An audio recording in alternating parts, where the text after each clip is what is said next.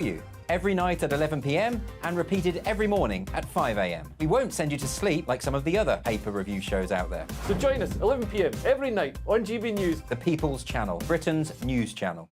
So Jubes and Kerr, we tackle the issues of the day with real, robust debate, both sides of the fence, battling it out with me in the middle with my forthright opinions and views. And often really interesting things happen because you start with a position and then by the end of the debate you find actually, well, I might not have thought about that one. What we need in this country is 2 new political parties. You should maybe think about doing a 2024 calendar. I'm Michelle Dewberry and I'm keeping you company right through until 7 o'clock this evening. GB News, The People's Channel, Britain's watching. People in Britain, they love free speech, but they also love fair play. I don't care if I'm speaking somebody from a trade union, from the Labour Party, somebody from the SNP. And I think the viewers like to see that actually we can challenge one another, but in a positive way. We think we ask the questions that people want to ask, and often we ask the questions that we wanted to ask in Parliament but never got the chance to ask. So join us every Saturday, 10 a.m. till noon on GB News, Britain's news channel. In a world of dull and predictable radio and TV shows. Oh, hi. On Mark Dolan tonight, we've got big guests. We drill into the big stories of the day. The show adds up to a brilliant listening and viewing experience. Mark Dolan Tonight is the most entertaining current affairs show ever, and that's a fact. That's Mark Dolan Tonight, Friday, Saturday and Sunday from 9. Only on GB News, Britain's news channel. Every Sunday from 11, join Michael Portillo. There will be topical discussion, looking at the week before and the week to come. So kick back and relax at 11 a.m. on Sundays on GB News with me, Michael Portillo. GB News, the People's Channel, Britain's news channel. Join me, Patrick Christie's, Monday to Friday, 3 till 6. We tackle the day's news agenda like you've never seen before. It's high tempo, high octane, the most controversial topics, and the best guests. You will not be able to take your eyes and ears off it. I'm not afraid to ask the questions that you really want answered. 3 till 6 p.m, Monday to Friday on GB News, the People's Channel, Britain's news channel. What you get for breakfast is something that, if we do our jobs right, you will wake up to news that you didn't know the night before. It's a conversation. It's not just me and Eamon. We want to get to know you, and we want you to get to know us. From 6, it's Breakfast with Eamon and Isabel. Monday to Thursdays on GB News, Britain's news channel.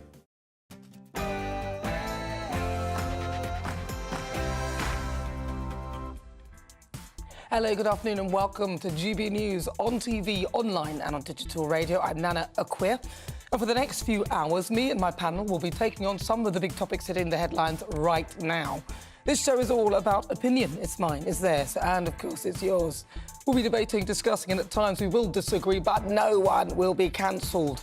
So joining me in the next hour, broadcaster and journalist Danny Kelly, and also broadcaster and author Christine Hamilton.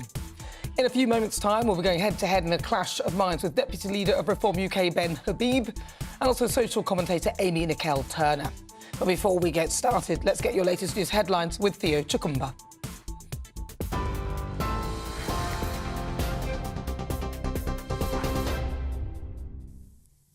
Good afternoon, it's 3 o'clock. I'm Theo Chukumba in the GB newsroom. A 20-year-old British man serving in the Israeli army has been killed in an attack by Hamas militants. That's been confirmed by his family. Nathaniel Young was serving with the Israeli Defence Services when he was killed on the Gaza border yesterday. He was a student at JFS Jewish School in North London and had recently been living in central Israel.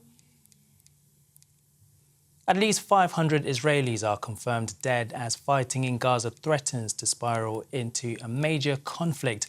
Benjamin Netanyahu vowed to take a mighty vengeance and said his entire government is behind a decision to destroy the Hamas terrorist organisation. More than 313 Palestinians have also died after Hamas fired thousands of rockets while gunmen stormed the border.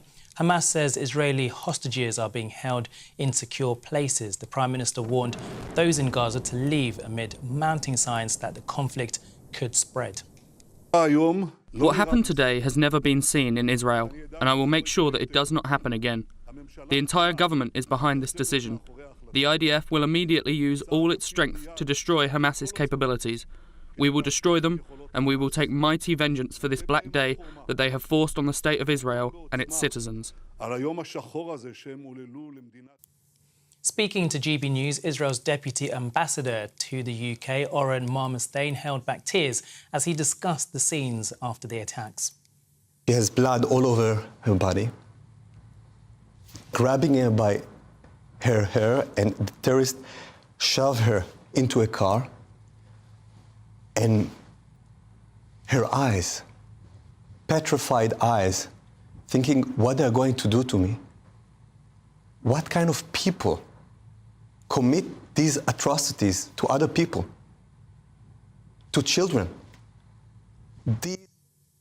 Home Secretary Suella Braverman has said she expects the police to use the full force of the law against displays of support for Hamas.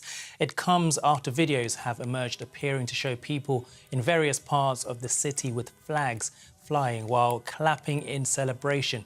Immigration Minister Robert Jenrick shared one of the videos posted to social media. He described those celebrating as disgusting and said there is no place for anyone who glorifies the terrorist activities of Hamas. In a statement, Scotland Yard said the Met has increased patrols in parts of the capital. Speaking to GB News, Transport Secretary Mark Harper also condemned the celebrations.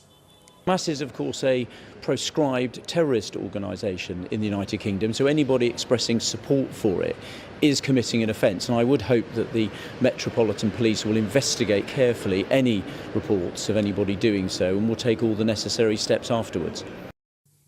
A protester briefly interrupted speeches at a Labour conference event this morning. He was quickly removed from the stage before Angela Rayner took to the podium to officially open the event. Labour's deputy leader took to the opportunity to present the party as a contrast to over a decade of Conservative government. Has never been so unified, so focused around one aim: to give Britain its future back. But the Tories also have one singular focus: to desperately cling on to power. That's why the Tories' Levelling Up project was dead on arrival. You cannot level up from the top down. The Tories only know how to centralise power and hold wealth where it benefits them. And staying with Labour, the party says it would use counter-terror tactics to monitor the most dangerous violent offenders in England and Wales. It's part of Labour's mission to halve incidents of violence against women and girls over the next decade. Shadow Home Secretary Yvette Cooper says officers would be told to relentlessly pursue perpetrators who pose the greatest risk. A significant quantity of what is thought to have been cocaine has been discovered off the coast of Dorset and Hampshire. The National Crime Agency is investigating after a fisherman discovered holders containing hundreds of kilos of powder in the Sea of Purbeck. More washed up on a beach on the Isle of Wight. The NCA say the Class A drugs would have originated in South America. They are urging the public to report any similar packages to their local police force. This is GB News across the UK on TV, in your car, on digital radio and on your smart speaker by saying play GB News. Now let's return to Nana.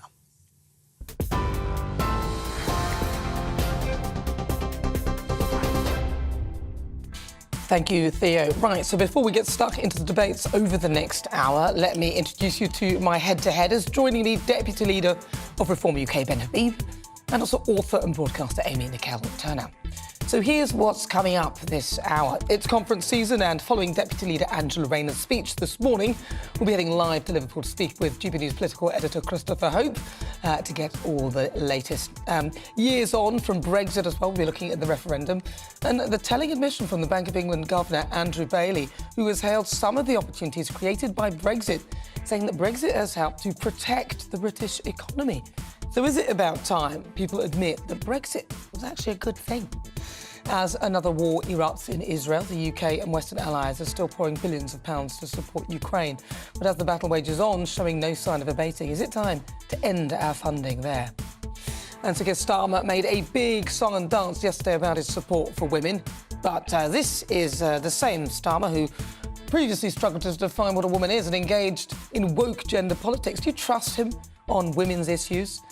And the government is proposing a radical makeover of Britain's sick note regime to get Brits back to work. So are the Tories right to call an end to this sick note culture? That's coming up in the next hour. As if you can get in touch, you can email me, tell me what you think on what we're discussing, gbviews@gbnews.com, or tweet me at GBNews.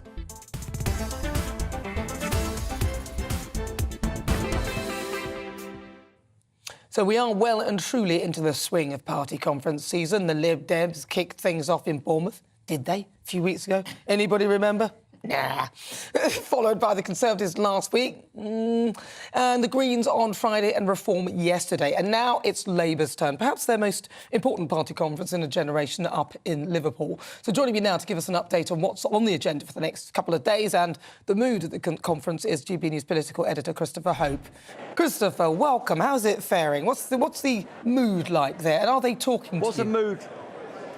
Well, Nana, the mood is interesting here. For me, the kind of cardigan era, which is when Jeremy Corbyn was party leader, has gone, to replace by sharp suits. As Keir Starmer's here now, lots of people around here, lobbyists and activists who aren't wearing sharp suits. But what I mean is the money is going towards the Labour Party for the first time that I can remember since really, well, the early 2010s. That's the kind of feeling that this party may be on the edge of power. So far today we've had Angela Rayner speak. She gave a good impassioned speech about how Rishi Sunak's taking the sledgehammer to the foundations of British life. She said the Labour Party will bring back decent jobs, affordable homes and strong community. She even unveiled something called a Take Back Control Unit. You mentioned Brexit before just then, to rebalance the scales of the planning system. I can hear you laughing in the studio there. But it's interesting. I mean, I think there's an attempt here to rebrand what Brexit is, well, how to make it work for people, because let's face it, the Brexit vote that many people voted for back in 2016 has yet to deliver any real tangible benefits for those who voted for it. Earlier we had Keir Starmer talking. He talked about building 1.5 million new homes. That's about a third up on what the Tories are doing so far.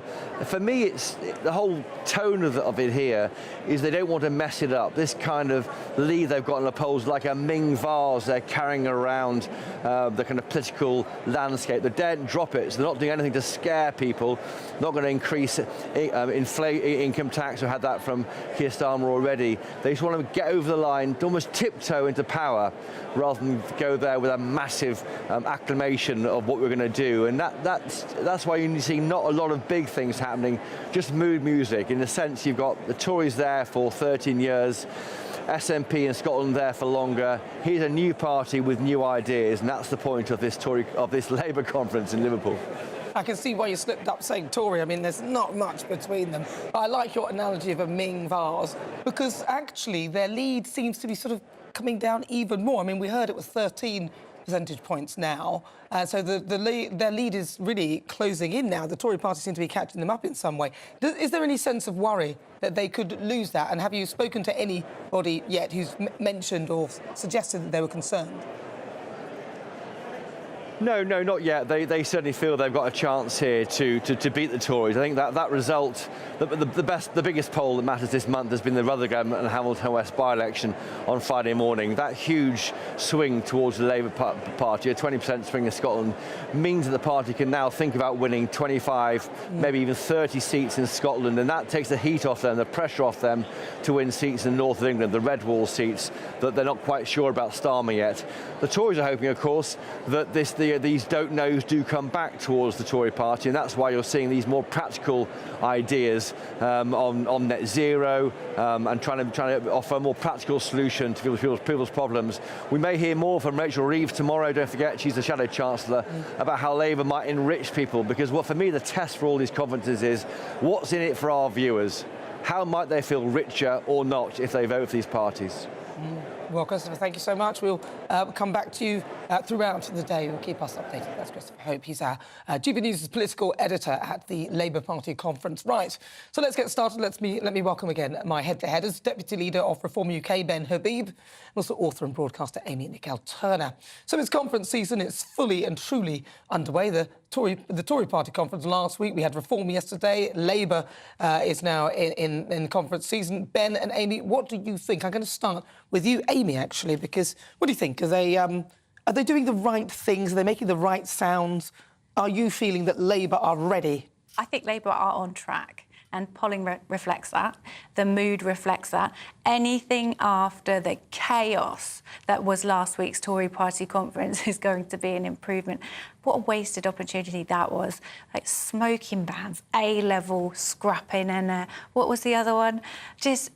Fantastical meat taxes as well. I mean, anything's going to be an improvement. But I think Angela Rayner's her new jobs plan is exactly what we want to hear at the moment. She's strong. She's actually giving us solutions to Britain's problems. Annalise Dodds did another amazing speech pointing out how Labour really are the party I struggle with her, though, for women. No. Yeah, I thought you might mention that. I struggle with her because she was another one that couldn't say what a woman is. We're going to get onto that later. Well, yes, we'll come to that. But Ben Habib. I mean, as you said it, Nana, when Christopher Hope was speaking, there's hardly a sliver of difference between the Conservative Party and the Labour Party. Both parties have replaced, or would replace, given half an opportunity, the Tory party have done successfully, aspiration with dependency. Wealth creation's been set aside for wealth redistribution. We actually heard Angela Rayner talk about levelling up from the bottom up. But what she actually means is pulling the top down. That's what the Labour Party is going to do. How can you create wealth unless you redistribute it first? Surely that's the key to productivity. No, not at all. The way you have to grow the economy, that's both parties lack a vision for growth.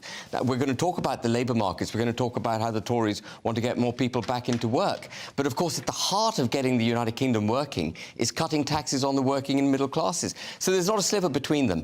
The party conference to have been at was Reform UK's party conference yesterday, which was absolutely stimulating. We talked about every single major issue with a solution on every single major issue in a way that neither the Tories nor the Labour Party are even able to begin with. So, I mean, we absolutely knocked it out of the park yesterday. And he's not biased in any way whatsoever. What is your position at Reform? I am now Deputy Leader of Reform. Deputy Leader of Reform. Just put it out there.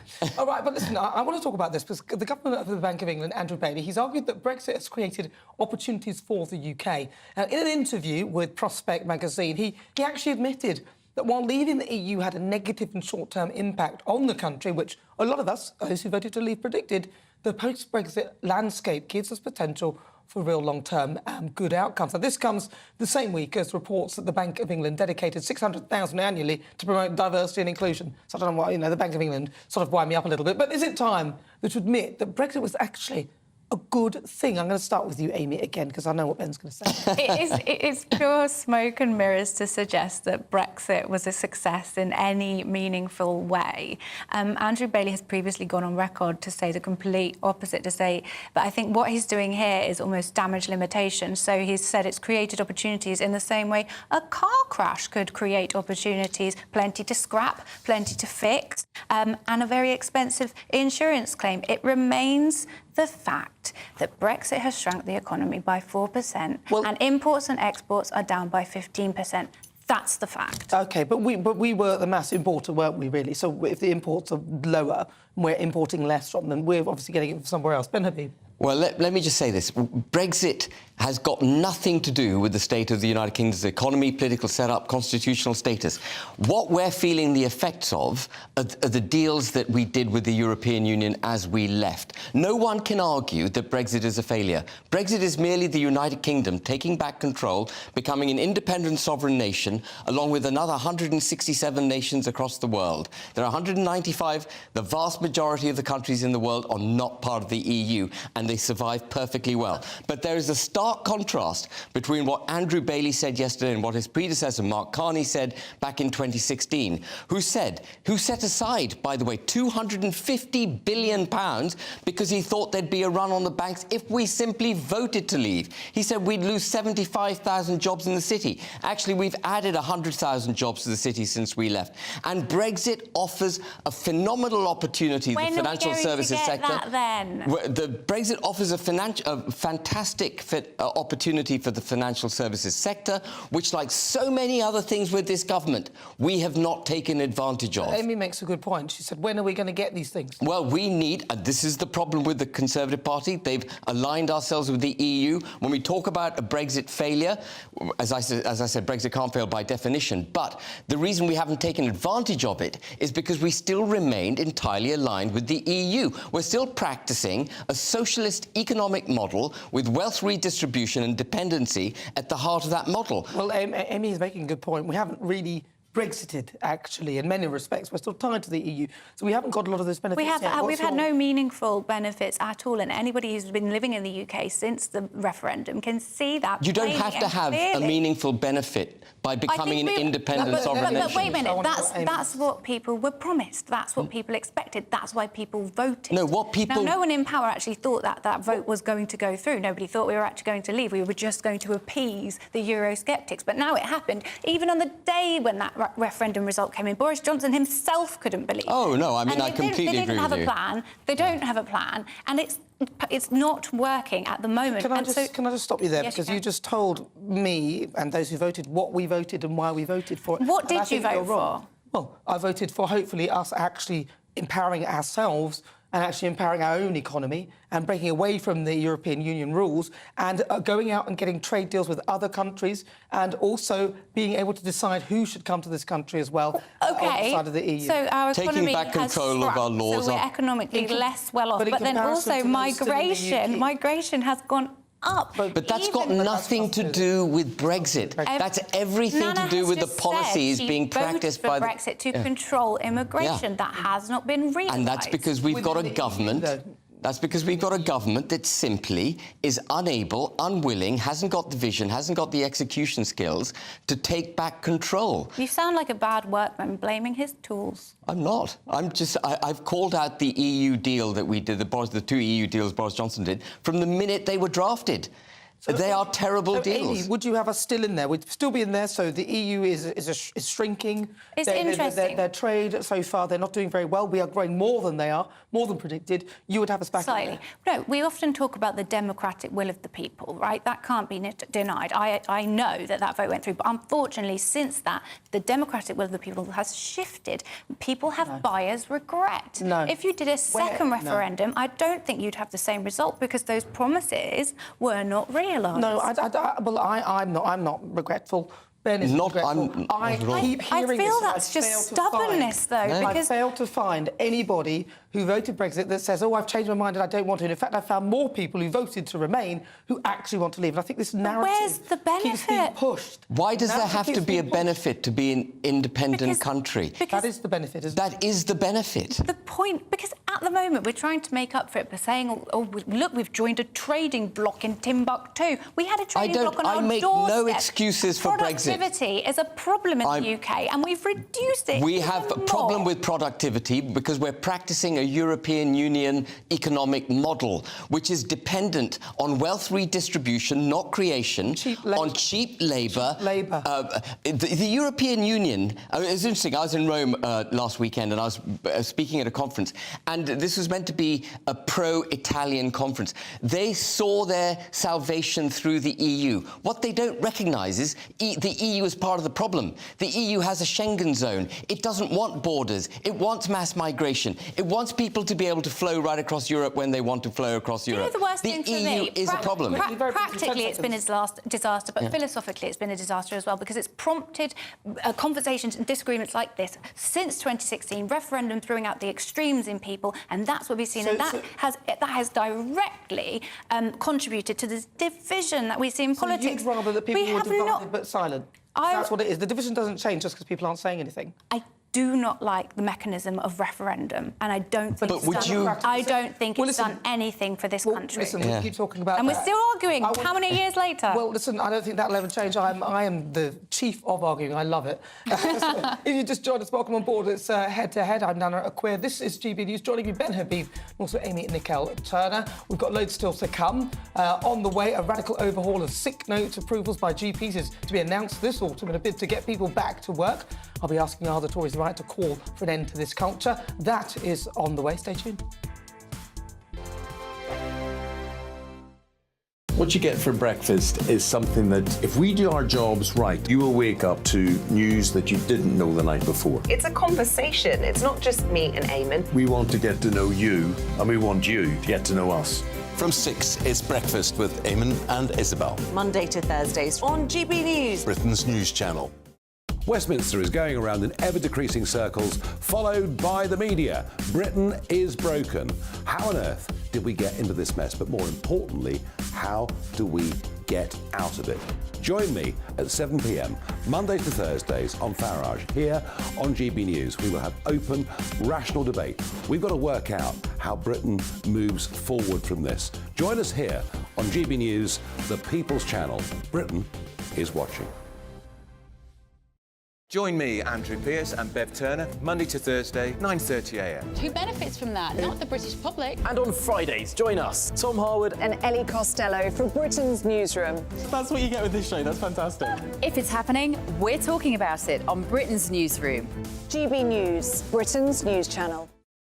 GB News, unlike other broadcasters, isn't obsessed with the London-Westminster bubble. We think there's a nation beyond the M25, and that's why we talk about the issues that matter across the land. Join me on State of the Nation, 8 to 9 o'clock, Monday to Thursday, on GB News. Daisy's listening, and you should too. People in Britain, they love free speech, but they also love fair play. I don't care if I'm speaking somebody from a trade union, from the Labour Party, somebody from the SNP. And I think the viewers like to see that actually we can challenge one another, but in a positive way. We think we ask the questions that people want to ask, and often we ask the questions that we wanted to ask in Parliament but never got the chance to ask. So join us every Saturday, 10 a.m. till noon on GB News, Britain's news channel. Nightmare commute. Kick it up a gear with me, Patrick Christie's, at drive time, 3 till 6 p.m, Monday to Friday on GB News Radio. You can listen online and on DAB+, on the smart speaker app, and on the GB News app. And if you've got an Alexa, all you have to say is, Alexa, play GB News. We're also on TuneIn and the Radio Player apps. From the school run to rush hour, get revved up with me, Patrick Christie's, on GB News and GB News Radio. So Jubes and Kerr, we tackle the issues of the day with real robust debate, both sides of the fence, battling it out with me in the middle with my forthright opinions and views. And often really interesting things happen because you start with a position and then by the end of the debate you find actually, well, I might not have thought about that one. What we need in this country is 2 new political parties. You should maybe think about doing a 2024 calendar. I'm Michelle Dewberry and I'm keeping you company right through until 7 o'clock this evening. GB News, the People's Channel, Britain's watching. The Live Desk with me, Mark Longhurst. And me, Pip Thompson. It's here Monday to Friday on GB News. From midday, we'll bring you the news as it breaks, whenever it's happening and wherever it's happening, from across the UK and around the world. Refreshing, feisty, but with a bit of fun too. If it matters to you, we'll have it covered on TV, radio and online. Join the Live Desk on GB News, the People's Channel, Britain's news channel.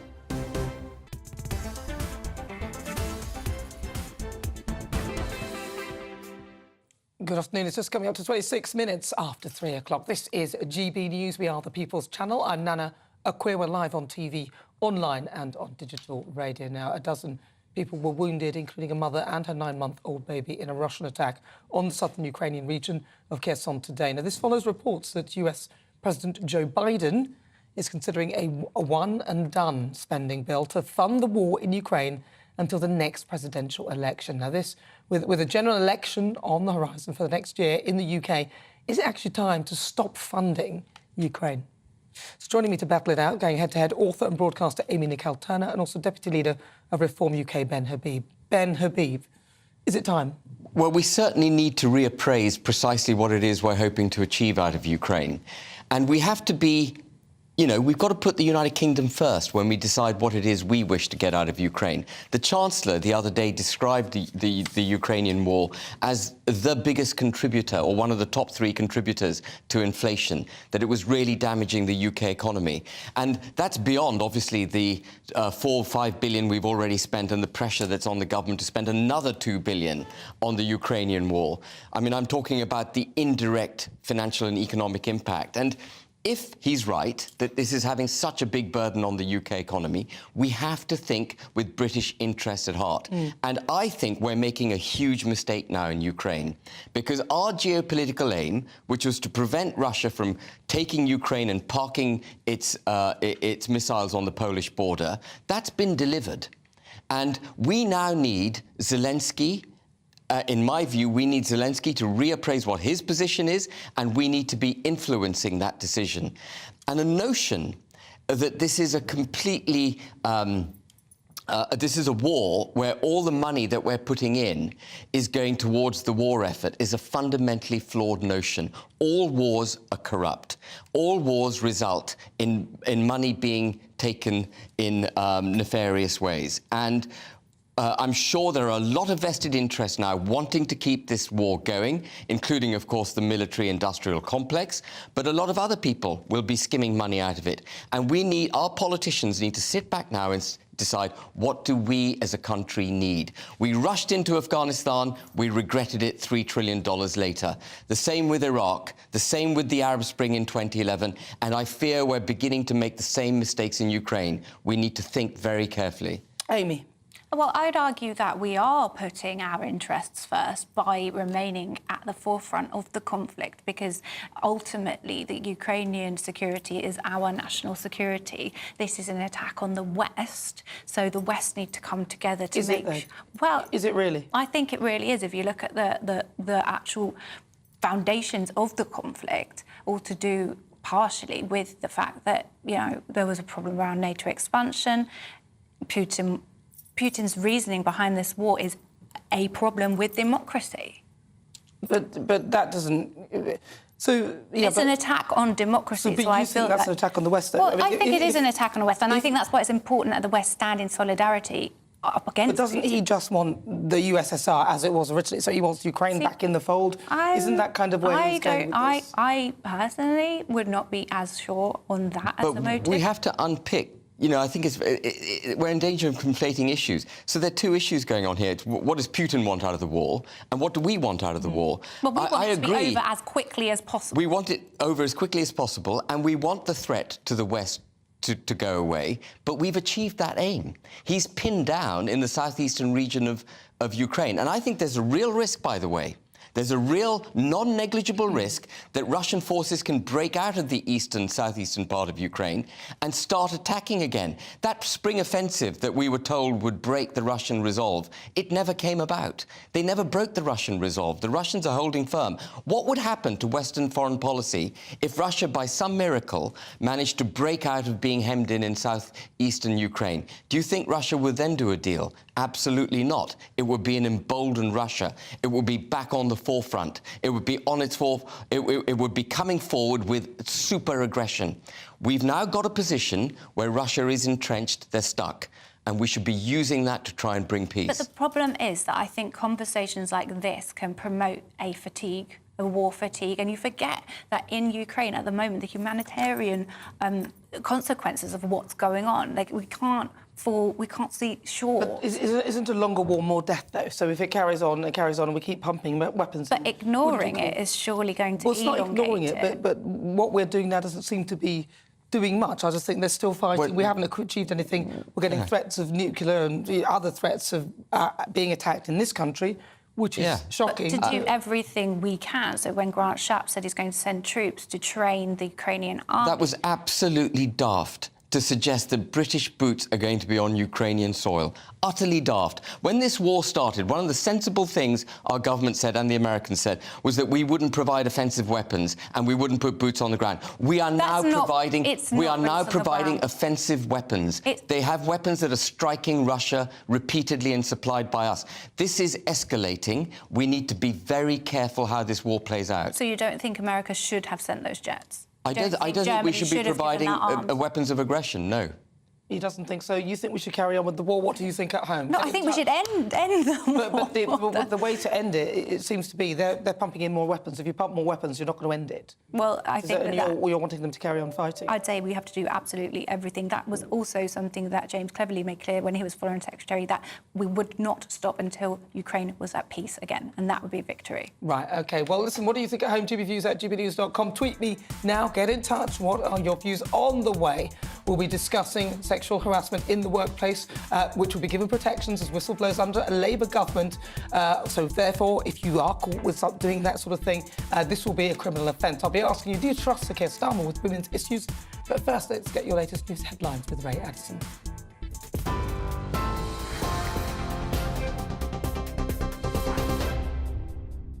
Thanks, Nana. It's 3:32, our top story this hour. A 20-year-old British man serving in the Israeli army has been killed in an attack by Hamas militants. That's been confirmed by his family.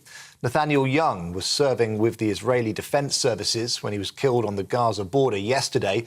He was a student at JFS Jewish School in North London and had recently been living in central Israel. Well, Israel's Prime Minister says his entire government supports the decision to destroy the Hamas terrorist organisation.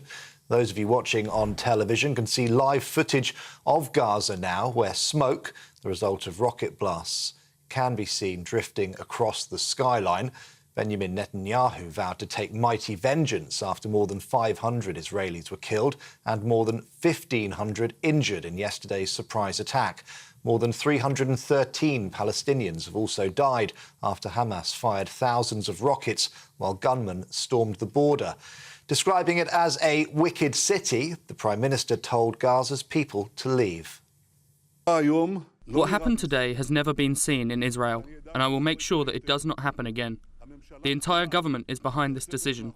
The IDF will immediately use all its strength to destroy Hamas's capabilities. We will destroy them, and we will take mighty vengeance for this black day that they have forced on the state of Israel and its citizens. Well,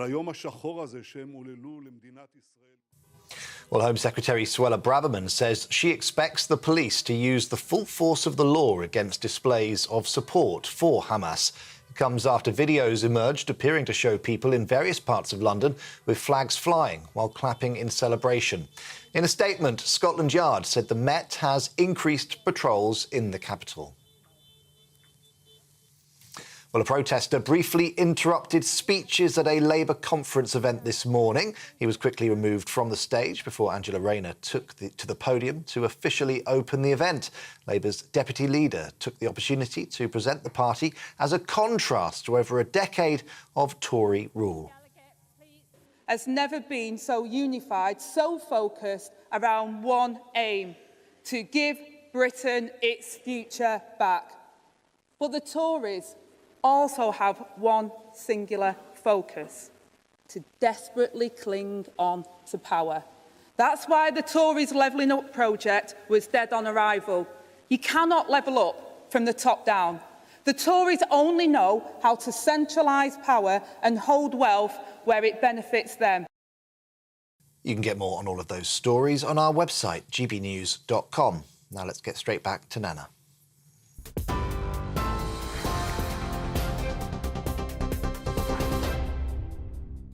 Good afternoon, 35 minutes after 3 o'clock. This is GB News. We are the People's Channel. I'm Nana Akua. Now, coming up, a radical overhaul of sick note approvals by GPs is to be announced this autumn in a bid to get people back to work. I'll be asking, are the Tories right to call for an end to the sick note culture? But next, Angela Rayner kicked off the Labour Party conference today by revealing that the party plans to clamp down on sexual harassment at work. Sir Keir Starmer also made a big song and dance about yesterday about his support for women. But this is the same man who previously struggled to define what a woman is. Do you remember? He went, I, as though he was, I don't know what he was doing with his hands. So can you trust the Labour Party with women's issues? So to discuss, joining me, Ben Habib and also Amy Nicole-Turner. They'll be discussing after the break. The Live Desk with me, Mark Longhurst. And me, Pip Thompson. It's here Monday to Friday on GB News. From midday, we'll bring you the news as it breaks, whenever it's happening and wherever it's happening, from across the UK and around the world. Refreshing, feisty, but with a bit of fun too. If it matters to you, we'll have it covered on TV, radio and online. Join the live desk on GB News, the People's Channel, Britain's news channel. Join us every night on GB News at 11 p.m. for Headliners, which is 3 top comedians going through the next day's news stories, which is exactly what you need, because when the establishment has gone crazy, you need some craziness to make sense of it. Headliners. You don't have to bother reading the newspaper. We've got it covered for you. Every night at 11 p.m. and repeated every morning at 5 a.m. We won't send you to sleep like some of the other paper review shows out there. So join us 11 p.m. every night on GB News. The People's Channel, Britain's news channel. So Jubes and Kerr, we tackle the issues of the day with real robust debate, both sides of the fence, battling it out with me in the middle with my forthright opinions and views. And often really interesting things happen because you start with a position and then by the end of the debate you find actually, well, I might not have thought about that one. What we need in this country is 2 new political parties. You should maybe think about doing a 2024 calendar. I'm Michelle Dewberry and I'm keeping you company right through until 7 o'clock this evening. GB News, the People's Channel, Britain's watching. People in Britain, they love free speech, but they also love fair play. I don't care if I'm speaking somebody from a trade union, from the Labour Party, somebody from the SNP. And I think the viewers like to see that actually we can challenge one another, but in a positive way. We think we ask the questions that people want to ask, and often we ask the questions that we wanted to ask in Parliament but never got the chance to ask. So join us every Saturday, 10 a.m. till noon on GB News, Britain's news channel. In a world of dull and predictable radio and TV shows. Oh, hi. On Mark Dolan tonight, we've got big guests. We drill into the big stories of the day. The show adds up to a brilliant listening and viewing experience. Mark Dolan Tonight is the most entertaining current affairs show ever, and that's a fact. That's Mark Dolan Tonight, Friday, Saturday and Sunday from 9. Only on GB News, Britain's news channel. Every Sunday from 11, join Michael Portillo. There'll be topical discussion, looking at the week before and the week to come. So kick back and relax at 11 a.m. on Sundays on GB News with me, Michael Portillo. GB News, the People's Channel, Britain's news channel. Join me, Patrick Christie's Monday to Friday, 3 till 6. We tackle the day's news agenda like you've never seen before. It's high tempo, high octane, the most controversial topics and the best guests. You will not be able to take your eyes and ears off it. I'm not afraid to ask the questions that you really want answered. 3 till 6 p.m. Monday to Friday on GB News, the People's Channel, Britain's news channel. What you get for breakfast is something that, if we do our jobs right, you will wake up to news that you didn't know the night before. It's a conversation. It's not just me and Eamon. We want to get to know you, and we want you to get to know us. From 6, it's Breakfast with Eamon and Isabel. Monday to Thursdays on GB News, Britain's news channel.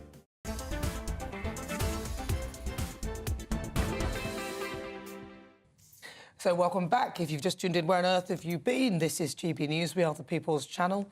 I'm Nana Akua. It's just coming up to 40 minutes after 3 o'clock. Now, the Labour Party have unveiled new plans to clamp down on sexual harassment in the workplace.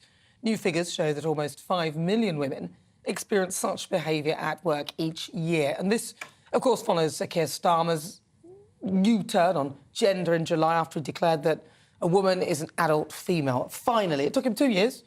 At the beginning, he thought that a woman did have a penis, then she doesn't. But the party's hardened stance on gender contradicted his previous pledge to change the law to allow trans people to self-declare gender. So this is what they're talking about now.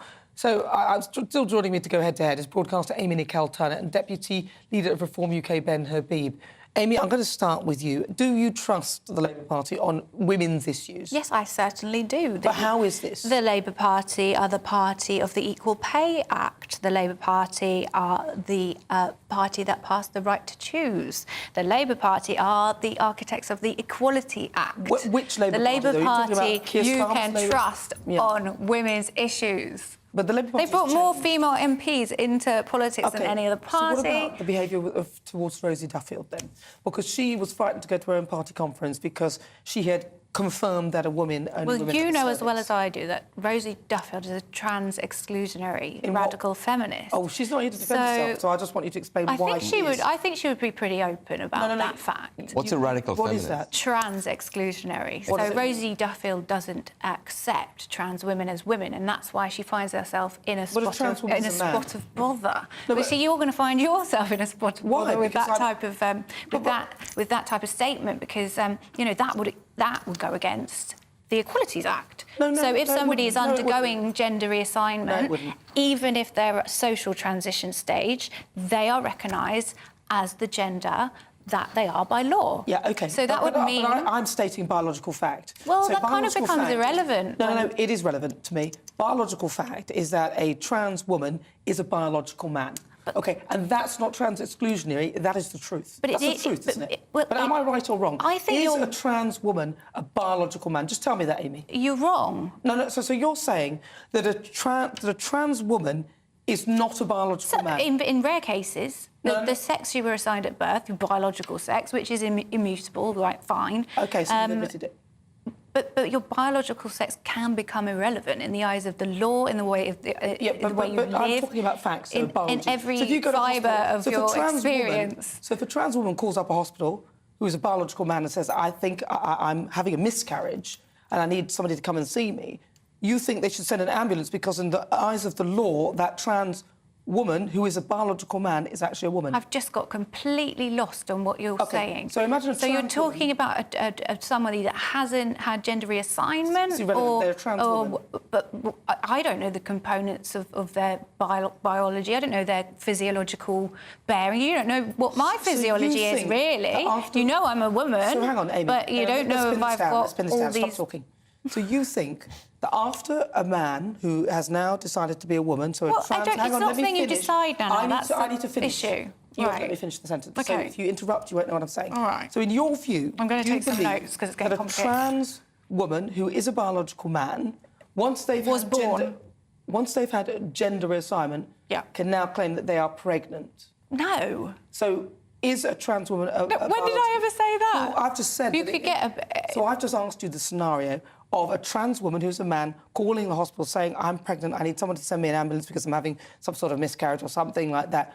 You would think that that hospital would send an ambulance. That's an or would they say incredibly no? bizarre proposition to put to me. I don't think Well, that that's the I don't difference think that between men and women. scenario has ever happened. You Well, it need to give wouldn't, me an because the example of ambulance would that. say that you're a trans woman and so you're a man. So I think the ambulance would say you're a fantasist. Goodbye. Surely. She just called you. Because just called a trans there is woman no a trans. fantasist. There is no trans woman who's saying they're having a miscarriage. I don't understand this proposition. The point I'm making is that you know that that's ridiculous. You've even called somebody who would say that as a fantasist, so you know their biology matters. So my point is that a trans woman is a biological man and they cannot be pregnant, they cannot have a baby. I think you're conflating, which is something Rosie Duffield does. You're conflating biological sex with gender.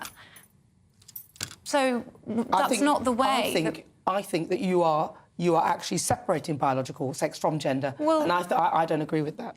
That just make me trouble. Well, I mean, you know, for me, there are only two sexes, and there are only two genders, and I wouldn't call a man who identifies himself as woman, as a trans woman. I'd say he's still a trans man. He's a man that is trans. And I think part of the issue here... I'm digressing slightly. I'm digressing slightly, but it's an important point, because language is often being hijacked to promote these kind of ideologies. He's still a man. He's still a man. And he may recognise himself to be a woman. He may wish to be called Jane, and I'd be very happy to call him Jane. But he is still a man. And at best, he's a trans man because he identifies as something else. He's trans, he's a man, he's trans. He's a trans man. He's not a trans woman. There's nothing woman about him. Apart from maybe a wig and lipstick, or maybe he's had some cosmetic surgery. There's nothing woman about him. Gender dysphoria, recognising yourself to be a sex which you're not, is a psychiatric condition. It's not an ideological position. It's a psychiatric condition. And I agree with you that we shouldn't be prejudiced against people who have that, gender dysphoria. But we must recognise, in order for society to be sane and for government regulations and policies not to be made that are contrary to the women's interests, apart from anything else, we've got to be sensible in the way that we address this issue. A man is a man, and thankfully, because were we talking about testosterone levels off air? Thankfully, women are women. And, you know, and that's always been the case. This whole reductive way of speaking about women's rights, women's issues, as if they boil down to who isn't allowed in a toilet cubicle is where we're going wrong. We need to talk about women's issues, medical misogyny, unaffordable childcare, a failure to tackle violence against women and girls. But if you can't define a woman... Why are we focusing if you on can't this define... nonsense issue that affects 0.05%? No. The trans community is 0.5% of the population. But what about women? So why are we focusing and harassing this community? Then the rights of the trans community are not at odds with women's rights. Amy, they never have been. Because the debate has been compromised, because the debate has gone ridiculous, frankly. Yeah, it has. Our children are being hijacked. They're being taught at school that if they wish to identify as another sex, they can. They're being taught that there are 72 genders. They are not being taught that. That is precisely what... They're also being taught that if they're white... Do you know where that 72 genders thing actually came from? It was all the different ways different cultures describe third sex, non-binary gender. That was just a list. So you have two-spirit, third gender, whatever. It was just... it was never 72 genders, and it's been completely misrepresented across the board, and it's incredibly frustrating to see. Since 2010, we've had the Equalities Act brought in to just give trans people the dignity and respect they deserve. We've had no problem. We haven't had an upsurge in these women's spaces. Kemi Badenoch is working on making sure that biological sex actually matters, so she's making sure... Because at the time it was written, we didn't have this division. At the time it was written, we hadn't separated biology from reality. So now things have changed. Kemi Badenoch is working on actually making sure that biological sex is what actually matters, not the sex that you. Well, you're going to get a big shock when all the trans men come in the women's loos, because that's what you're asking for, ultimate. But they shouldn't be allowed. Women, trans men are women, though. They're women. They're biological women. Why would I be shocked about that? Oh, what, coming in? Yeah, sorry. The women. Yeah, I keep getting the So Ben's going to be sharing a changing room with a load of women. That's not the main issue. The main issue is the hijacking of language and the actual... Yeah. And it doesn't stop just with gender ideology. It also... It moves into ethnic minorities. It moves into this, equality, what's it, DEI, diversity, equality and inclusion. Yeah. And our children, and I wanted to focus on the children, our children are being taught a whole plethora of ridiculous ideological nonsense, such as, for example, if you're white and you don't recognise you've got a privilege, you're unconsciously racist. That just being white in itself gives you some kind of edge that you need to have taken away from you in order to level the playing field. Into critical race theory. Critical race theory is here. That's a whole nother discussion. No, but it's part of the same ideological plethora that they are promoting in schools. And the other thing that our children are being taught is that effectively being a living organism and producing carbon, our very existence is a threat to the planet. And we're soon going to be measuring our own carbon emissions as individuals. Our children are being brought up not to have self-confidence. That is deeply damaging to a society. And we are hollowing out the United Kingdom because we can't get our language straight. We need to start calling women, women, men, men. That makes no difference what colour you are, what creed you are, what religion you are. It's the content of your character, not the colour of your skin. So you're basically endorsing transphobia, denying racism and claiming we live in a post-racial society? If you want to identify as John... In which trans people don't exist. Because that's what you've just posited. I think you've paraphrased that in quite a negative manner, and I think you've actually made that... That doesn't sound like what he was saying to me. So if that's what you've interpreted from what he's saying, I find that quite interesting. You could identify yourself as John, and I would call you John, and I would treat you with ultimate respect, and it would make no difference to me in the workplace. Sound that way. But I would not recognise you to be a man.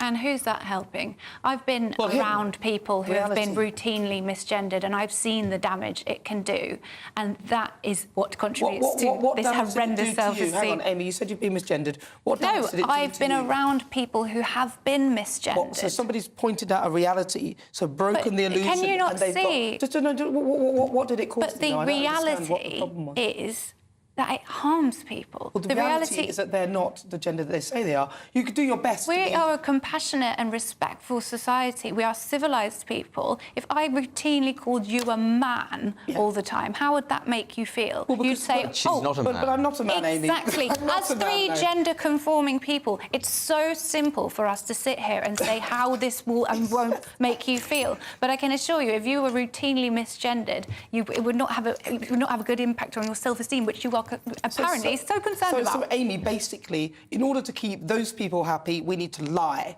I can't understand why including people It's not including, is so it's not about worrying. You're changing the language. You're changing the language. You're talking about something else. Listen, we're going to move on because we're not going to get anywhere. We take too much time with No, this. it's an important thing, though, because I'm asking whether you trust Labour with women's rights. There is And I such think a lot of plethora women- of issues facing women. Yeah, and there are. the inclusion of trans people within the conversation is not a concern. Really. It's the broader Well, tell me how- ideological implications. I want a move on. real-world Let's move on. example Let's of move when on, it's 'cause we're not gonna actually get- impacted you, We're because not I gonna don't get believe Amy, there is Amy, one. stop it right there. We're going to move on because I think it's important that we do, because we've got loads more to discuss. I don't think we're going to get any agreement between those two or with me on that one. But the government is actually planning to a radical overhaul on sick note regimes in this country. In the autumn, a lot of people do get sick. And so official data shows that workers take an average of 7.8 days off a year in terms of illness. Work and Pension Secretary Mel Stride and Health Secretary Steve Barclay are working on plans for a treat them first approach. The new plans could remove GPs as the first port of call for those seeking approval for being signed off from work. So are the Tories right to call for an end to the sick note culture? Ben Habib. They're absolutely right to call an end to the sick note culture. There are over 2 million people out of the workplace completely claiming to have mental health issues. And that is obviously a record number. And we need to understand why it is they claim to have mental health issues. And if they haven't got mental health issues, they need to get back into work or they need to have their benefits, reclassified. But what worries me about the statement that the government's made is that it intends to do this. And so much about what the government says is about intention rather than... Why haven't they just done it?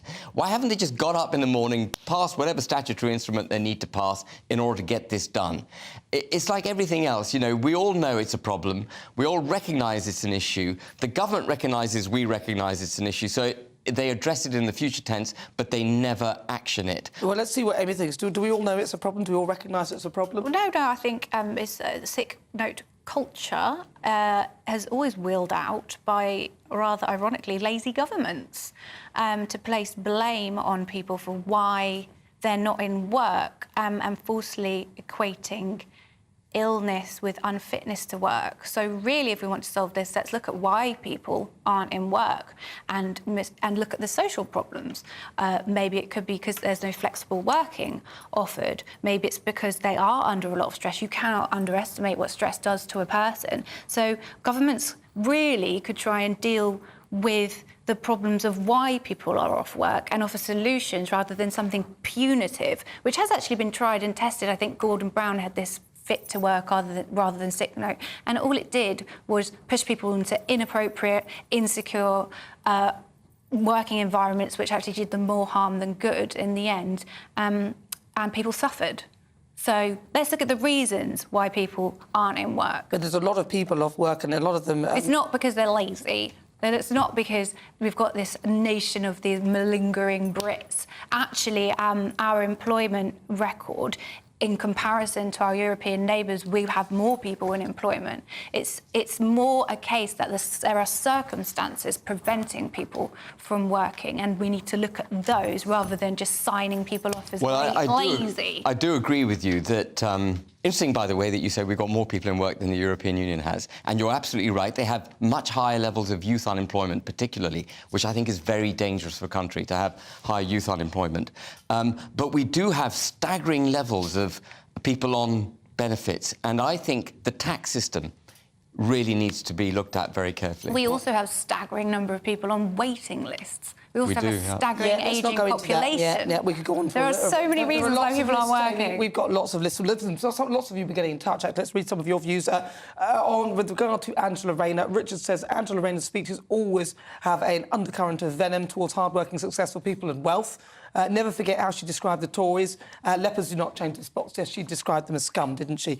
Michael says, Tories virtually indistinguishable. Greens and Liberals don't ever register in my consciousness. Reform for me, that's one for you, Ben.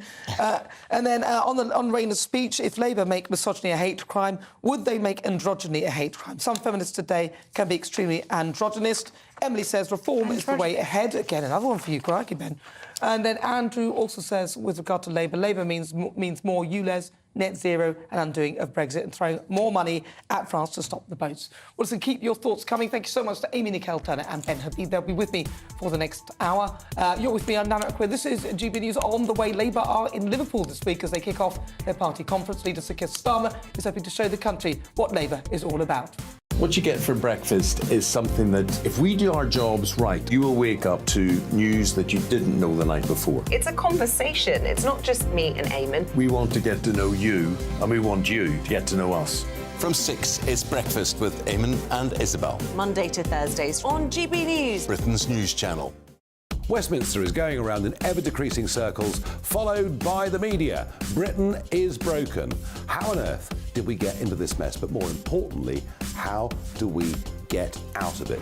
Join me at 7 p.m, Monday to Thursdays on Farage, here on GB News. We will have open, rational debate. We've got to work out how Britain moves forward from this. Join us here on GB News, the People's Channel. Britain is watching. Join me, Andrew Pearce and Bev Turner, Monday to Thursday, 9:30 a.m. Who benefits from that? Not the British public. And on Fridays, join us, Tom Harwood and Ellie Costello from Britain's Newsroom. That's what you get with this show, that's fantastic. If it's happening, we're talking about it on Britain's Newsroom. GB News, Britain's news channel. GB News, unlike other broadcasters, isn't obsessed with the London-Westminster bubble. We think there's a nation beyond the M25, and that's why we talk about the issues that matter across the land. Join me on State of the Nation, 8 to 9 o'clock, Monday to Thursday, on GB News. Daisy's listening, and you should too. People in Britain, they love free speech, but they also love fair play. I don't care if I'm speaking somebody from a trade union, from the Labour Party, somebody from the SNP. And I think the viewers like to see that actually we can challenge one another, but in a positive way. We think we ask the questions that people want to ask, and often we ask the questions that we wanted to ask in Parliament but never got the chance to ask. So join us every Saturday, 10 a.m. till noon on GB News, Britain's news channel. Nightmare commute. Kick it up a gear with me, Patrick Christie's, at drive time, 3 till 6 p.m, Monday to Friday on GB News Radio. You can listen online and on DAB+, on the smart speaker app and on the GB News app. And if you've got an Alexa, all you have to say is, Alexa, play GB News. We're also on TuneIn and the Radio Player apps. From the school run to rush hour, get revved up with me, Patrick Christie's, on GB News and GB News Radio. So Jubes and Kerr, we tackle the issues of the day with real robust debate, both sides of the fence, battling it out with me in the middle with my forthright opinions and views. And often really interesting things happen because you start with a position and then by the end of the debate you find actually, well, I might not have thought about that one. What we need in this country is 2 new political parties. You should maybe think about doing a 2024 calendar. I'm Michelle Dewberry and I'm keeping you company right through until 7 o'clock this evening. GB News, the People's Channel, Britain's watching. The Live Desk with me, Mark Longhurst. And me, Pip Thompson. It's here Monday to Friday on GB News. From midday, we'll bring you the news as it breaks, whenever it's happening and wherever it's happening, from across the UK and around the world. Refreshing, feisty, but with a bit of fun too. If it matters to you, we'll have it covered on TV, radio and online. Join the Live Desk on GB News, the People's Channel, Britain's news channel.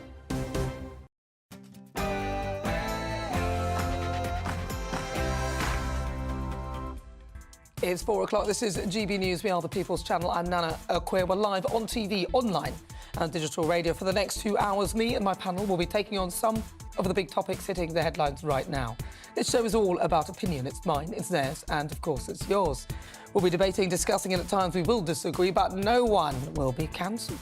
So joining me today is broadcaster and author Christine Hamilton and also broadcaster and journalist Danny Kelly. Before we get started, let's get your latest news headlines with Ray Addison.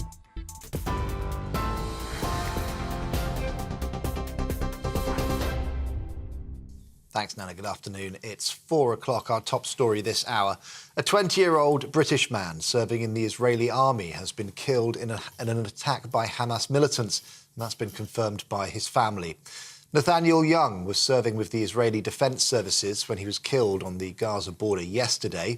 He was a student at JFS Jewish School in North London and had recently been living in central Israel. Well, Israel's Prime Minister says they will turn anywhere Hamas terrorists are hiding into an island of ruins and urged the people of Gaza to leave those areas now. Now, those of you watching on television can see live footage of Gaza, where smoke, the result of rocket blasts, has been seen drifting across the skyline as buildings are targeted. Benjamin Netanyahu vowed to take mighty vengeance after more than 500 Israelis were killed and more than 1,500 injured in yesterday's surprise attack. More than 313 Palestinians have also died after Hamas fired thousands of rockets while gunmen stormed the border. The Israeli military say they're still fighting Hamas in 8 areas near Gaza. Hamas says Israeli captives are being held in secure places. What happened today has never been seen in Israel, and I will make sure that it does not happen again. The entire government is behind this decision. The IDF will immediately use all its strength to destroy Hamas's capabilities. We will destroy them, and we will take mighty vengeance for this black day that they have forced on the state of Israel and its citizens. Well, speaking to GB News, Israel's Deputy Ambassador to the UK, Oren Mamorstein, held back tears as he discussed the scenes after the attacks. She has blood all over her body, grabbing her by her hair, and the terrorists shoved her into a car, and her eyes, petrified eyes, thinking what they're going to do to me. What kind of people commit these atrocities to other people, to children? Police in London are stepping up reassurance patrols after several reports of people gathering to celebrate the violence in Israel. Videos have emerged appearing to show people in various parts of the city, some holding flags while clapping and cheering. Immigration Minister Robert Jenrick described those celebrating as disgusting and said there is no place for anyone who glorifies the terrorist activities of Hamas. The Met Police says the situation in Israel may lead to protests over the coming days. A protester briefly interrupted speeches at a Labour conference event this morning. He was quickly removed from the stage before Angela Rayner took to the podium to officially open the event. Labour's deputy leader took the opportunity to present the party as a contrast to over a decade of Tory rule. Has never been so unified, so focused around one aim: to give Britain its future back. But the Tories also have one singular focus: to desperately cling on to power. That's why the Tories' Levelling Up project was dead on arrival. You cannot level up from the top down. The Tories only know how to centralise power and hold wealth where it benefits them. Staying with Labour, and the party says it would use counter-terror tactics to monitor the most dangerous violent offenders in England and Wales. It's part of Labour's mission to halve incidents of violence against women and girls over the next decade. Shadow Home Secretary Yvette Cooper says officers would be told to relentlessly pursue perpetrators who pose the greatest risk. And finally, the north of Scotland is at risk of severe flooding after torrential rainfall yesterday and through the night. The Met Office has issued a warning of danger to life, while landslides have blocked roads in the west of the country. At least 10 people were rescued from their cars by helicopter, while many train services remain suspended. Meanwhile, in the south, conditions are dry, with temperatures reaching 25 degrees in some areas. This is GB News across the UK, on TV, in your car, on digital radio and on your smart speaker by saying, play GB News. Now let's return to Nana.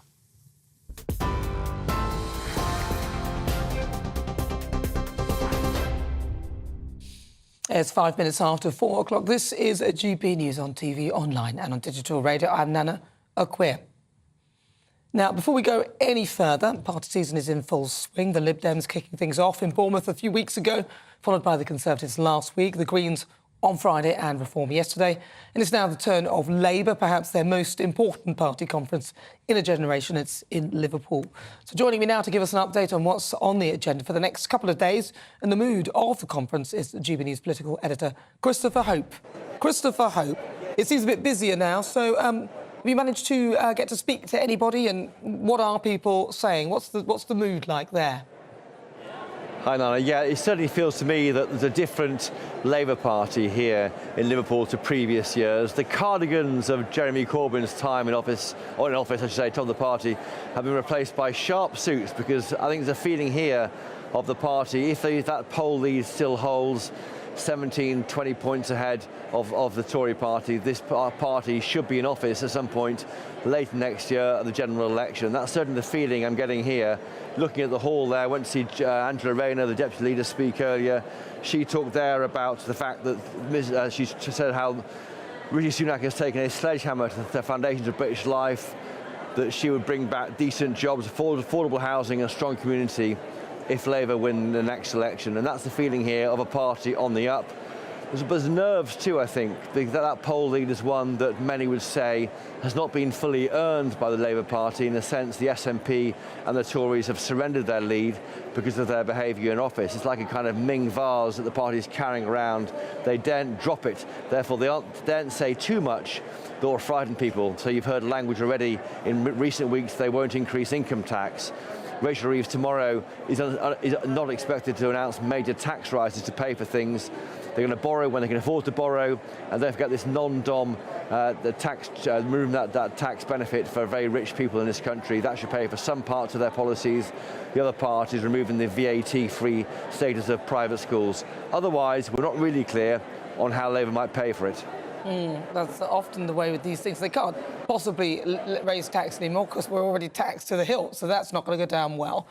So who are the speakers today? Is anybody going to be talking today? And if there were, have we got a sniff of what they might be saying? I say Angela Rayner is the main person. She said earlier how she wanted people to be able to take back control of the planning system. Now, you and I might remember that term as being the catchphrase on the side of the bus during the Brexit referendum in 2016. The idea being, I'm seeing it more and more for Labour, they are starting to adopt some of the language of that Brexit vote, the Leave campaign, and re-adopt it, redefine it for their own terms. That's quite clever politics, because it's an idea of giving people back control over their livelihoods and where they're living, their communities, and that's the language they're adopting. Quite clever, I think. Also, we heard that they would boost the minimum wage. No surprise there, because every year that minimum wage does go up, even under the Tory government. There's also, earlier from Keir Starmer, plans to build 1.5 million new homes over the first 5 years of a Labour government, about a third up on what the Tories would do at their current rates. So you are seeing gentle, incremental change here, but not much more than that from this Labour Party, which, well, as I say, does feel like here there's a feeling of optimism, but there always is at these party conferences. I do appreciate that. It can be a bubble for people covering the news here, but it does feel like there's a feeling of that the party's on the way towards running the country again after a 13-year break. Interesting. I don't think she mentioned Rwanda, did she? They've said that they would, even if it was working, they'd get rid of it. Just very briefly, sorry. No, we've heard that. We've heard that from Keir Starmer this morning. That elsewhere on his morning broadcast round, that he would actually reverse the Rwanda plan if it were made legal by the Supreme Court. Of course, the first hearing is on Monday, and we're going to hear back from the judges down in London later in November. If they rule it's okay, we'd think that the first flights to Rwanda to process and to deal with people who arrive here illegally over the southern border of England will not take place till Easter. And if that happens, what would Starmer do? Well, the Tories are licking their lips by this, because he said already that they would reverse that plan and instead rely on talking further with other law enforcement agencies on continental Europe to crack down further that way. But whether that works, we'll wait and see. Christopher, thank you very much. That's Christopher Hope. He's a GB News political editor. He is at the Labour Party conference. You're with me. I'm Nana Akua. This is GB News on TV, online and on digital radio.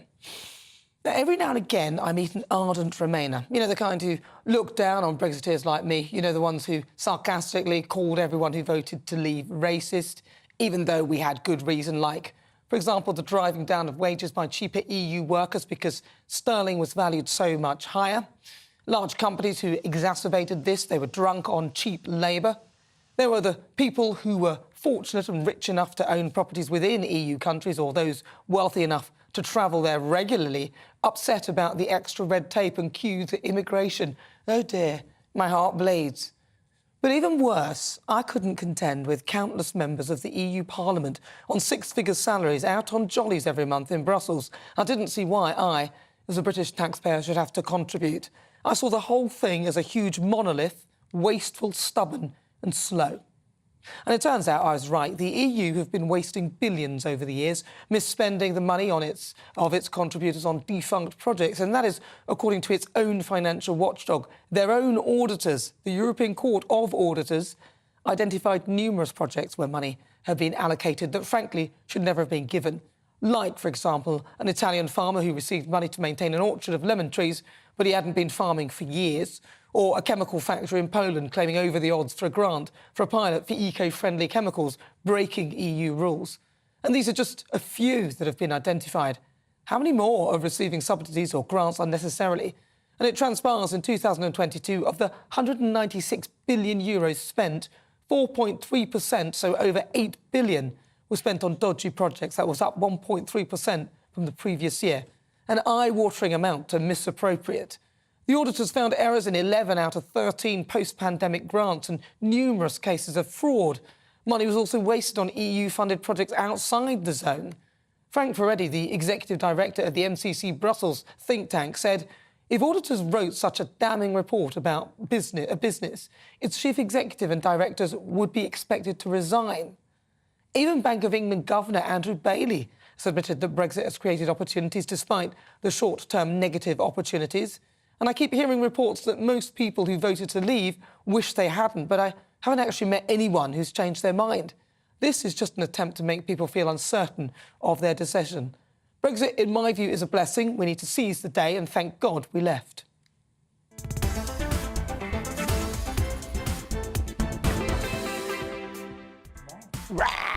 Right, so before we get stuck into the debate, here's what else is coming up today. For the Great British Debate this hour, I'm asking, are Labour ready for power? Now, with the Labour Party outlining their policies over the next couple of days at their conference, is Keir Starmer's party ready to actually take the reins? Then at 4:50, take the reins, like Angela Rayner reigns. That sounds... Oh, dear. No, it reigns, doesn't it? Oh, dear, no, let's stop there. Then at 4:50, it's Worldview with the escalating crisis in Israel after the devastating surprise attack from Hamas. Gary Mond, chairman of the National Jewish Assembly, will be joining me to discuss. Plus, we'll get the latest from across the pond with Paul Duddridge, host of the Politics People podcast. Will Donald Trump make a surprise bid for Speaker of the House? And at 5, it's this week's Outside. Now, our mystery guest certainly knows how to make an impression. In 1981, he made his TV debut, but it wasn't until 1983 when he made his television breakthrough with Live from Her Majesty's. But who could it possibly be? I hear a big cycling Christine. I think she's worked it out. That's coming up in the next hour. Tell me what you think on everything we're discussing. Email gbviews@gbnews.com or tweet me at gbnews.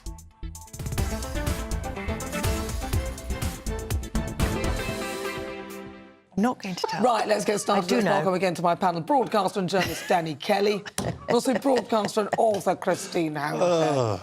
Right. Have you noticed, Nana, that yet again Danny has ignored the colour memo? I know. We've done it again, and you have ignored it. A brace of beauties, but you two are like the Italian lemon farmer who didn't have any lemons. For the radio audience, they're looking beautiful in summer yellow, and it's like a summer's day outside. I've driven 96 miles to get here from the Midlands. I wonder how long it would take. And I've had my sunglasses on all the way. It's been beautiful. I've come 100 miles on the train. Have you really? Yeah, so there you are. It's a competition. But on the train, anyway. Yeah. All right, Danny Kelly, I haven't met anybody who's changed their mind about Brexit, have you? No, I don't think I have. There are ardent Remainers out there, and there's still that sniping. If you accidentally tune into certain radio stations at certain times of the morning, you'll hear this bullying sniping and all of these dog whistles and all of these subtle hints that everyone who voted for Brexit is racist. The one thing that really annoyed me at the time, there was this horrible line. Not everyone who voted Brexit is a racist, but all the racists voted for Brexit. I mean, that's just obvious nonsense. There are so many reasons that people voted to remain and so many reasons that people voted to Brexit. I know this guy. He's not a friend, but he's a business associate who is one of the most racist individuals you'll ever meet, but he voted remain because he's involved with importing stuff from Italy. One of the most racist individuals. So it's just complete garbage. And people voted Brexit for a number of reasons, and people voted Remain for a number of reasons. I haven't met a single person, and it's not on the agenda. It's only on the agenda at certain times of the day, on certain radio stations or certain TV shows. They have a pathological hatred towards Brexit. Pathological. I have met people who've changed their minds, but they've changed their minds from Remain to Brexit. Oh, that's interesting. I've met people coming the other way, but you're absolutely right. Most people have just forgotten about it and they're getting on. Yeah. Why have we forgotten about it? Because the government has done nothing about it. We haven't achieved Brexit. Yes, we've got it, you know, on paper, but that's all. What annoyed me at the time, it was the sort of metropolitan elite with the noses in the air who thought that it didn't really matter what the little people thought. And they were so astonished when the vote came through as it did. They confidently thought that they were going to win, these Remainers, and they suddenly realised that actually, no, ordinary people, people in working class areas and people who have none of the privileges that they have. You know, they don't have second homes, they don't have swimming pools, they don't have yachts, they don't have any of that, don't have huge, great, fat pensions. They suddenly turned around and said, no, we've had enough. We want to govern ourselves. But we're seeing now that obviously the European Union, which I always thought was, there will be elements of corruption within it. It has to be. We're finding that lots of the project now, a lot of the money that's been, some of it's been misappropriated, and these are only the ones, their own auditors have gone in, and this is what was reported in the Telegraph today, and found a lot of billions, like 8 billion. That's a lot of money. That's a lot of money. It's a lot of money. And Ukraine trying to get into the European Union, there was a report out last week saying that Ukraine is one of the most corrupt countries on planet Earth. And they're wondering all of these billions of pounds that have been chucked at Ukraine. And the missiles, the war, the armaments, we know where they are because they can be audited and they're currently flying over to... There have been questions about that, Yeah, exactly. Well, Ben was talking about it just earlier, wasn't he? Anyone who was tuned in the previous hour, he was saying exactly that. Who knows where all this money is going? A lot of the money's been... We know for a fact Zelensky did fire a load of people who seem to be buying Porsches and all sorts of things. May I also just say what a great leveller Brexit has been, because all of a sudden you've got people from different parts of the world come into the United Kingdom on merit.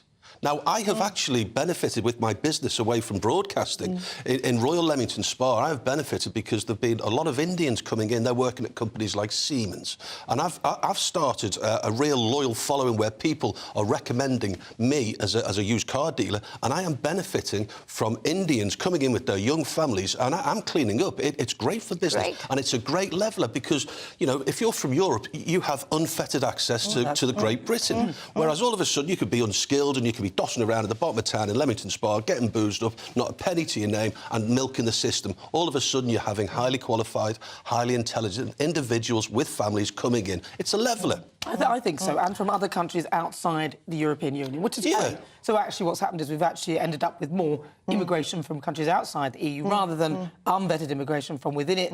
But unfortunately, we haven't really used the rules properly, and we've taken too many people in from outside the EU with our own immigration system. So we haven't done a proper points-based, proper situation. And we could actually do better than that. I think we could do better. Well, I think two of the big reasons why the EU are so furious with this is, first of all, because they fear a landslide, because we've now done Brexit, we'll get Frexit, and I can't think what all the others might. Oh, I do. They think that others, which is why they're trying to make it so difficult for us so that other countries think, oops, if we try that, they're going to be there. And also, we were providing such an enormous amount of the money that is being wasted. That was the point. They've lost a massive, massive contributor. We were... But may I just finally say, I think that ship has sailed about them trying to make it difficult for us, because I think we've come through that, and I think other people looking in can see that we've come through that, and we are Great Britain, and we are a success. Well, I hope you're right. Of course we're right. OK, this is GB News. We are right.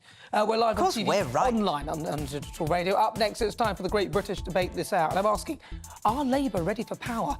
I've got a poll up right now on X asking you that very question. Send me your emails, gbnews@gbnews.com, or tweet me at GBNews. Cast your vote now.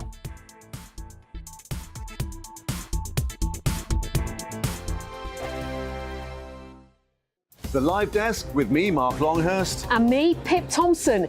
It's here Monday to Friday on GB News. From midday, we'll bring you the news as it breaks, whenever it's happening and wherever it's happening, from across the UK and around the world. Refreshing, feisty, but with a bit of fun too. If it matters to you, we'll have it covered on TV, radio, and online. Join the live desk on GB News, the People's Channel, Britain's news channel.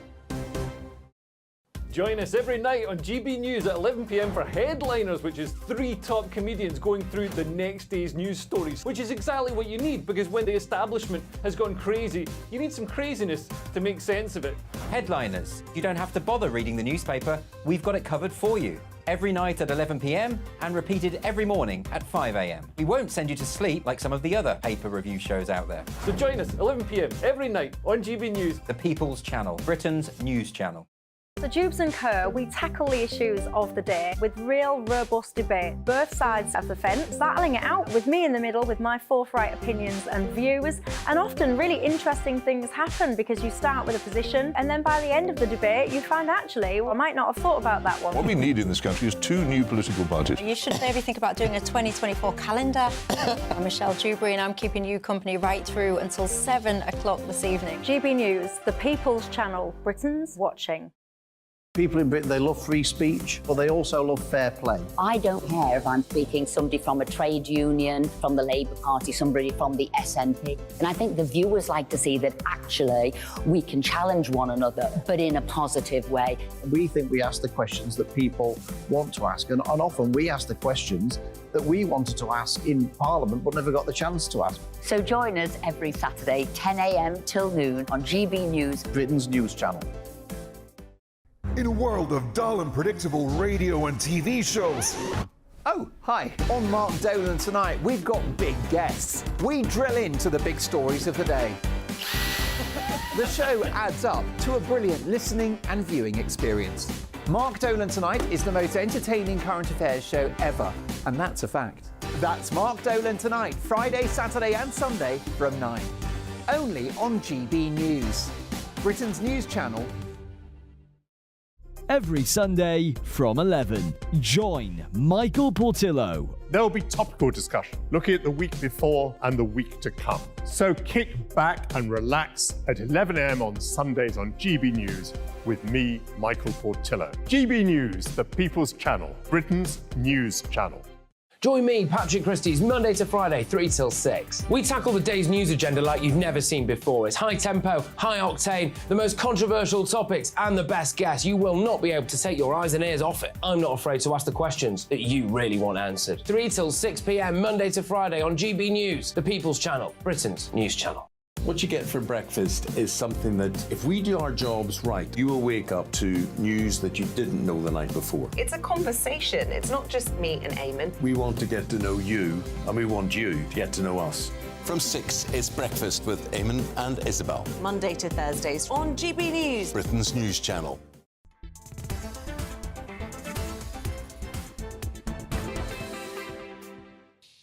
"23 minutes after 4 o'clock. This is GB News on TV, online and on digital radio. I'm Nana Akua, and it's time now for the Great British Debate this hour. And I'm asking, are Labour ready for power? I mean, would you trust them to take control of our country?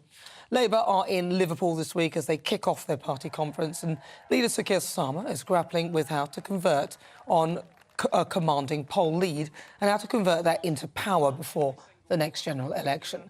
Now, Labour has set their standards quite high, including making misogyny a hate crime. Next Labour government will amend the Equalities Act to introduce a legal duty for employers to take all reasonable steps to stop sexual harassment before it starts. But that's not all. We will make misogyny a hate crime. They've pledged to take on tech titans who, in their view, are helping create toxic attitudes towards women. And they also plan to reverse the government's Rwanda migrants plan, even if the Supreme Court rules it as legal. And it results in the fallout of the fall in small boat crossings. But do you believe them? I mean, that is the big question. And let's not forget the numerous proposed policy U-turns, including a £28 billion annual investment in green energy, which was scrapped because it was, excuse me, because it was feared it could destabilise the markets. I mean, are they too naive So for the Great British Debate this hour, I'm asking, are Labour ready for power? So joining me now, Ben Habib, Deputy Leader of Reform UK, Amy Nicol, social commentator, Peter Edwards, former editor of the Labour list, Edwina Currie, she's a former Conservative minister. Right, so I'm going to start with, well, you two then. It's just you. Was it just us? Where are the others? All right, well, I'm going to start with you, Amy Nicol Turner. The thing that interests me about the clip you showed is about Angela Rayner talking about making misogyny a hate crime. Now, this is something that's been trialled and proven to work. So 2016 in Nottinghamshire, they trialled it and they saw a 25% increase in reporting. At the time, it was belittled as, oh, criminalising, wolf whistling, how could this ever work? But it did work, and it was rolled out through 10 different police forces. Where? Where was this, sorry? In Nottinghamshire. So this is something that I personally have been following for a while because I've seen how it can work and how it can improve the lives of women. But it is, so I think this was a bit of solid policy but that we can actually get behind. No, but it's sort of already a hate crime. I mean, if someone's misogynistic in a certain way, you can report their behaviour to the police and that will be seen as a hate crime. Well, I have to say, I didn't understand Angela Rayner's point that she was going to shut down sexual discrimination before it became a thing in a workplace. Yeah, I mean, how do you do that? You have to identify the problem. No, I mean, Labour absolutely is not ready for power. Labour doesn't know what it believes in. You have a leader who takes the knee to Black Lives Matter, which is an, completely political movement against white people, as far as I can see. You have a leader who can't, as we discussed in the previous segment, identify what a woman is. He won't diverge from the EU, so he won't take advantage of any of the Brexit freedoms we've got. He will practice wealth redistribution to the point of the destruction of the British economy, which is already in a very bad place. Remember, when Tony Blair came to power, he inherited a really strong economy and he handed over a broken one. They're inheriting a very weak economy. They will absolutely destroy it. I think this is so funny. They're net zero nutters, the Labour Party, taking money from Dale Vince and other people like that. They will destroy this country's economy. They'll destroy our culture. They won't do anything with Brexit. They're not fit for power. Sorry. What about you speak as if, though, those things haven't already been destroyed. Look at the state of the economy. Look at the state of the economy when the Tories inherited it, and look at it now. Well, didn't they inherit it with a little note saying that there's no money left in there? Let's talk to Edwina Currie. Edwina, so what do you think? What are your thoughts on this? Are Labour ready for power? No, I don't think they are. I don't think they're even ready for power in their heads. I think Angela Rayner let the cat out of the bag by saying Labour is sick of opposition. Yeah, I can get that. And that all these wonderful, bold ideas are great for the manifesto. Yeah, I see that, including the use of the Union Jack. But practical policies for actually governing the country? Absolutely not. We've got a load of old Labour tosh. I mean, doing things like getting rid of right to buy, enhancing workers' rights, getting rid of zero-hours contracts, which are actually very popular with a lot of the people who use them. A convoluted, tiny, pathetic little peanut of doing something about the NHS, which even Keir Starmer admits is going to be voluntary, so it's not going to work. Being rotten to the non-doms, which says everything that you need to know about Labour's attitudes to internationally successful business people. If you're going to do, what was the other thing? Rented property, you can't end a contract with somebody that's renting from you. That's just going to mean fewer rented properties. It just pushes up rents and it makes things hard. In other words, what Labour are doing is coming up with slogans that produce cheers from their audience in the conference, but they're not practical policies and they won't help to make this country run as well as it could be. Peter Edwards, are they ready for power? Are the Labour Party ready? Well, they're on the way, but if you talk to anyone from the leader's office, they'll tell you they're not complacent. But Keir Starmer's staff always said it's kind of three phases. First... Oh, we didn't get to hear phase one, sadly. That's a shame. Never mind. We'll try and get Peter back, but let's return to you. I can't even remember your name now. Amy. Amy Nicol Turner. Cheers. Are they ready then? A couple of things Edwina said. So, right to buy had decimated our housing stock and left us in the housing crisis that we see today. Also, the idea that Angela Rayner's New Deal for working people was anything less than completely inspirational and will promote growth. Job security is what promotes growth. Ben Habib saying wealth distribution as if it's a dirty word. I just find this all something that is going to stagnate our productivity even further when Labour do seem to have a plan that will invigorate our economy and grow it. I'm going to come back to Edwina, though. She said... Yeah, what a load of absolute nonsense. Right to buy doesn't decimate our housing stock. Not a single where did it all property go is then? destroyed by it. Wait a minute. Not a single property is destroyed by it. It's bought by an aspirational family. It's bought by a family or a purchaser who really wants to go from being a renter into being an owner and recognises all the hard work and the risk that has to go with that, but they want to do it. That's what brought Margaret Thatcher such success in the 1980s, recognising aspiration and encouraging it and coming up with really good practical policies that would improve the lives of millions of people. And that's what people voted for. What Labour wants to do is sit on everybody, as they used to. The policies in the 1960s and the 1970s were exactly like that. And coming from Liverpool and having grown up in a very ordinary family and having had opportunity, I recognise how important aspiration is. That's why I'm a Tory.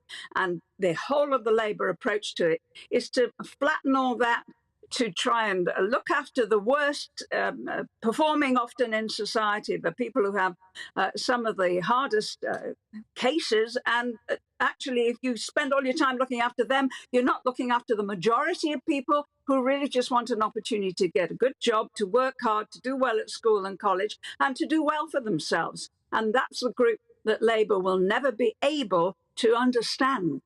Thank you so much for that, Edwina. That's Edwina Curry there. She's a former Conservative minister. Also, thank you to Peter Edwards, very short, but brief he was there.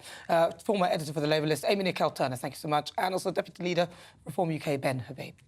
So what do you think, then? Are Labour ready for power? That's the question I'm asking. What are your views? GBviews at gbnews.com. You're with me. I'm Nana Akua. This is GB News. We're continuing that great British debate, asking you that question. Do you think that they're ready for power? Would you trust them to take control? You'll hear the thoughts of my panel, broadcaster and journalist Danny Kelly, also broadcaster and author Christine Hamilton. All this and more. But first, let's get your latest news headlines.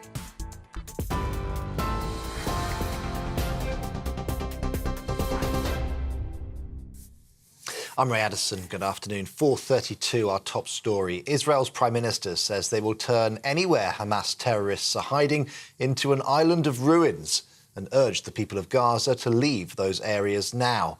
Now, those of you watching on television can see live footage of Gaza, where we've seen smoke, the result of rocket blasts, drifting across the skyline as buildings have been targeted. Israel says 800 Hamas targets have been hit, killing hundreds of fighters, with dozens more captured.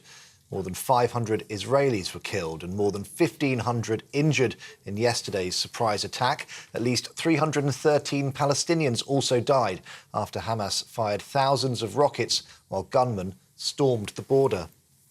What happened today has never been seen in Israel, and I will make sure that it does not happen again. The entire government is behind this decision. The IDF will immediately use all its strength to destroy Hamas's capabilities. We will destroy them, and we will take mighty vengeance for this black day that they have forced on the state of Israel and its citizens. Well, a 20-year-old British man serving in the Israeli army has been killed in an attack by Hamas militants. That's been confirmed by his family. Nathaniel Young was serving with the Israeli Defense Services when he was killed on the Gaza border yesterday. He was a student at JFS Jewish School in North London and had recently been living in central Israel. Police in London are stepping up reassurance patrols after several reports of people gathering to celebrate the violence in Israel. Videos have emerged appearing to show people in various parts of the city, some holding flags while clapping and cheering. The Met Police says the situation in Israel may lead to protests over the coming days. Well, a protester briefly interrupted speeches at a Labour conference event this morning. He was quickly removed from the stage before Angela Rayner took to the podium to officially open the event. Labour's deputy leader took the opportunity to present the party as a contrast to over a decade of Tory government. has never been so unified, so focused around one aim: to give Britain its future back. But the Tories also have one singular focus: to desperately cling on to power. That's why the Tories' Levelling Up project was dead on arrival. You cannot level up from the top down.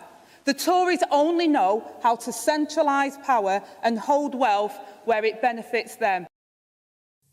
You can get more on all of those stories on our website, gbnews.com. Now let's get back to Nana.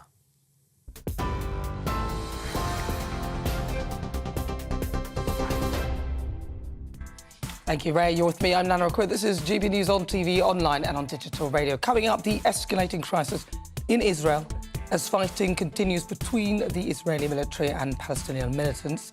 Gary Mon, chairman of the National Jewish Assembly, will have the latest. But up next, it's time for the Great British Debate this hour. And I'm asking, are Labour ready for power?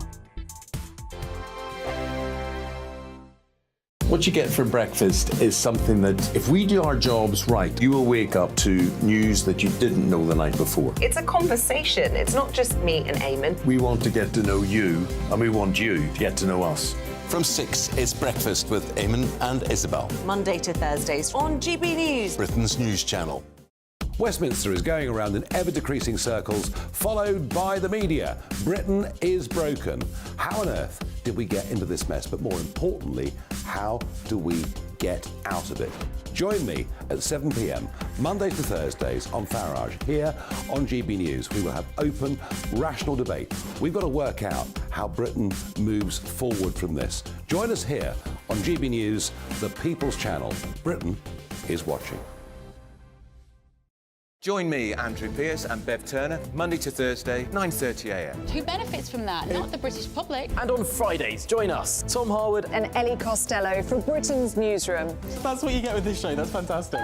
If it's happening, we're talking about it on Britain's Newsroom. GB News, Britain's news channel. GB News, unlike other broadcasters, isn't obsessed with the London-Westminster bubble. We think there's a nation beyond the M25, and that's why we talk about the issues that matter across the land. Join me on State of the Nation, 8 to 9 o'clock, Monday to Thursday, on GB News. Daisy's listening, and you should too. People in Britain, they love free speech, but they also love fair play. I don't care if I'm speaking somebody from a trade union, from the Labour Party, somebody from the SNP. And I think the viewers like to see that actually we can challenge one another, but in a positive way. We think we ask the questions that people want to ask, and often we ask the questions that we wanted to ask in Parliament but never got the chance to ask. So join us every Saturday, 10 a.m. till noon on GB News, Britain's news channel. Nightmare commute. Kick it up a gear with me, Patrick Christie's, at drive time, 3 till 6 p.m, Monday to Friday on GB News Radio. You can listen online and on DAB+, on the smart speaker app, and on the GB News app.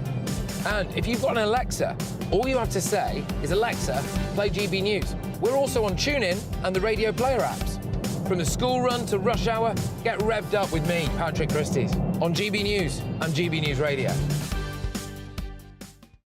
So Jubes and Kerr, we tackle the issues of the day with real robust debate, both sides of the fence, battling it out with me in the middle with my forthright opinions and views. And often really interesting things happen because you start with a position and then by the end of the debate you find actually, well, I might not have thought about that one. What we need in this country is 2 new political parties. You should maybe think about doing a 2024 calendar.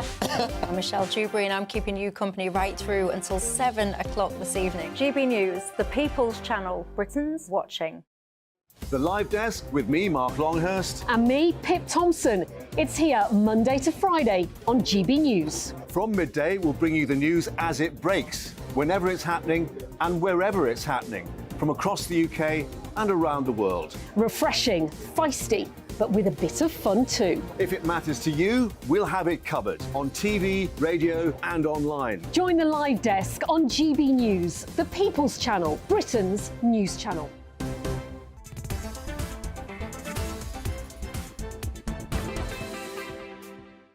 So welcome back if you've just tuned in. Where have you been? This is GB News coming up to 40 minutes after 4 o'clock. I'm Nana Akua.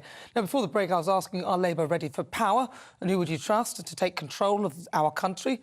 Well, lots of you have been getting in touch. Richard says benefits should only ever be a stopgap to work and never a lifestyle. Labour will enable this lifestyle even more and bankrupt the public purse once again. Phil says about Brexit, we were talking about Brexit earlier, far from thinking Brexit has been a good thing, I have to say for me and my family, it's been dreadful. We voted Brexit, but really regret it. So I found some people who actually aren't happy with it. Ruth says, do people have such short memories that they can't remember that it was our country which rolled out the first COVID vaccines? If we had still been in the EU, many more people would have died. So there we go. Keep your topics coming in, your emails coming in. I'll do a quick one here from Barry. He says, when we, with regard to reform, he says, when we have elections, why don't we also have referendums on the policy that we want the government to follow, not what they decide for us? Yeah, that would be good. And finally, Andrew says, oh, Catherine says, I'm voting for reform next time. Well, I hear you. But listen, Labour are currently in Liverpool this week and they kick off their party conference. Leader Sir Keir Starmer is grappling with how to convert a commanding poll lead into power for the next general election. So far, they seem to be losing in the polls, but they are ahead, so they've lost 13 points. Labour have set their standards high, which include making misogyny a hate crime and pledging to take on tech titans who were helping to create toxic attitudes towards women. They also said they'd reverse the government's Rwanda migrants plan, even if it was working. So do you believe them? Do you think they have the strength? Are they ready for power? So for the Great British Debate this hour, I'm asking, are they ready for power? Let's see what my panel make of that. I'm joined by broadcaster and journalist Danny Kelly, also broadcaster and author Christine Hamilton. Christine Hamilton, I'll come to you first. Is anybody ready for power ever? Probably not really. They're definitely very hungry for power. I think, fortunately, I think they're going to win. I don't think, to me, I had a brief moment of thinking maybe they wouldn't when Rishi started behaving like a Conservative for once recently. But the Tories have not been behaving like Tories, so no wonder people are saying we might as well have the real thing, as it were, and have Labour. Their hands are going to be very, very tied. We have this massive debt. The country is massively overspent, COVID added to all that. They're not going to be able, for example, to dish out massive public sector pay awards. There just isn't the money. And when I think somebody mentioned earlier about that, it was Liam Byrne, the Treasury Minister, who left the note in 2010 saying there is no money left. Well, there's even less money left now. So their hands are going to be very, very tied. So whether they're ready for it, I don't know. They're very untried, untested, but that's often the case, isn't it?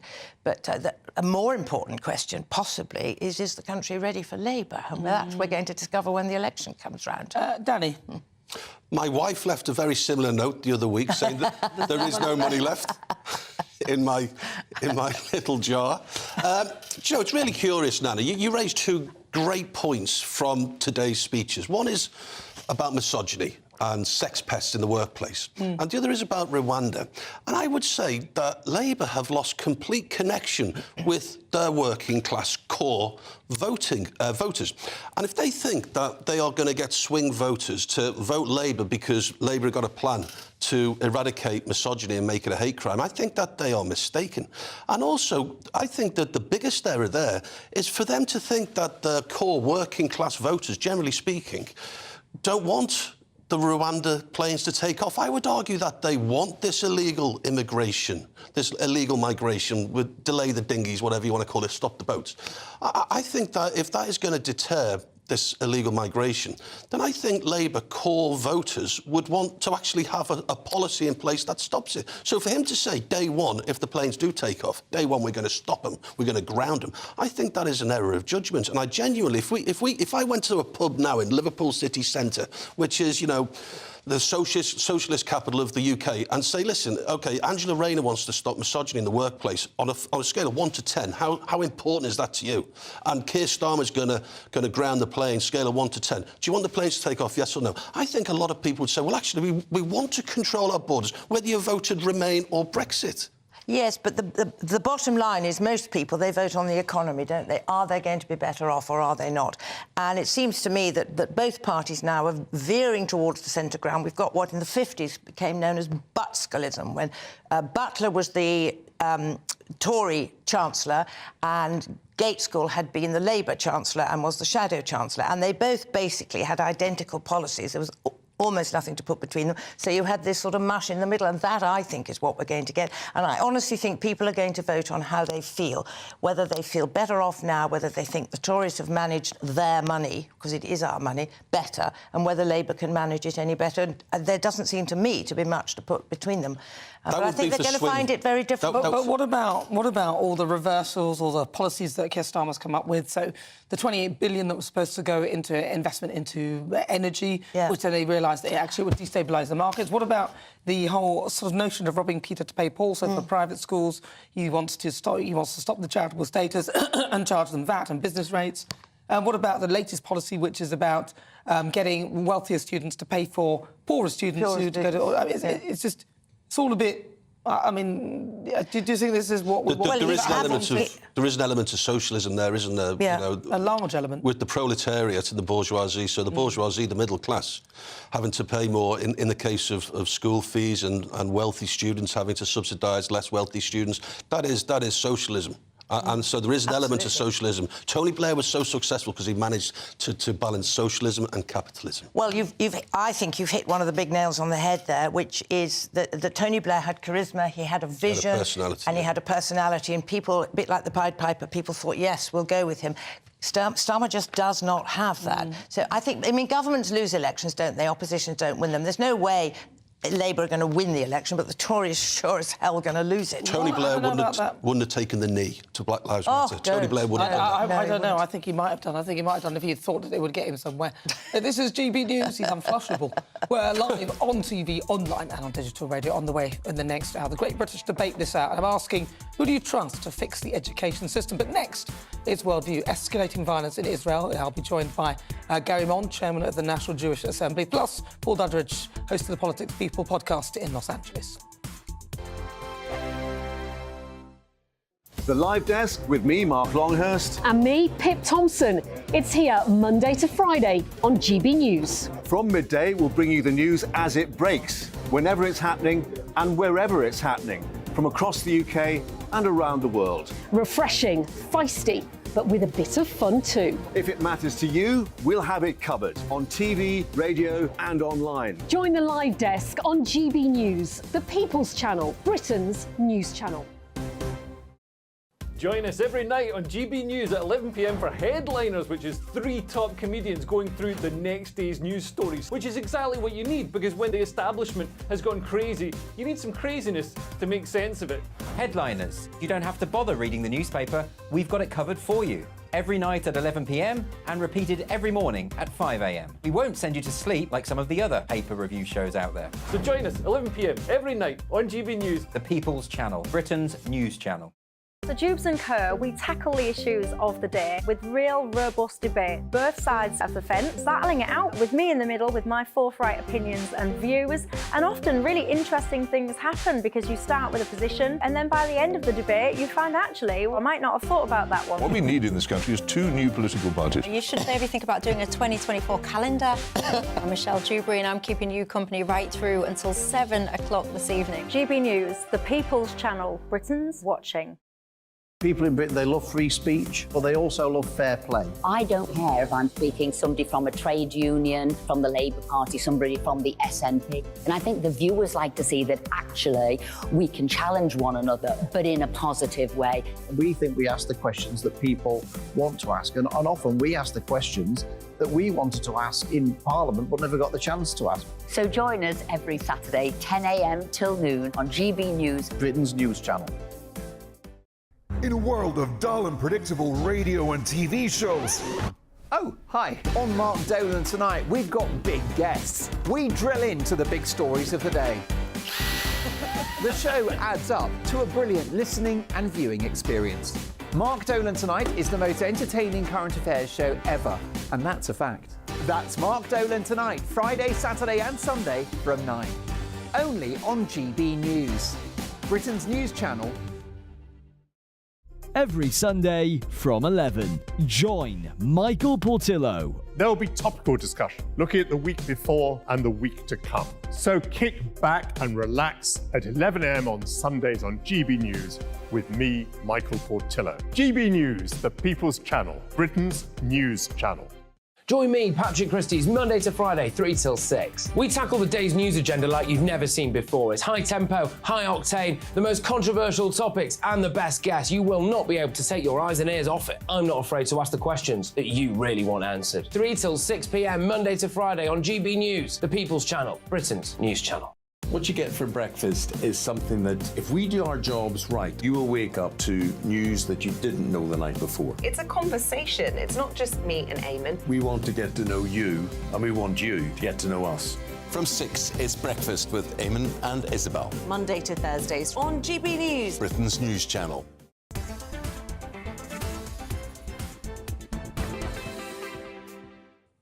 It's just coming up to 51 minutes after 4 o'clock. If you've just joined me, welcome on board. This is GB News. We are the People's Channel. I'm Nana Akua. It's time now for World View, and this week we're focusing on the escalating crisis in Israel. The Palestinian Islamic group Hamas have launched its largest attack on Israel this weekend.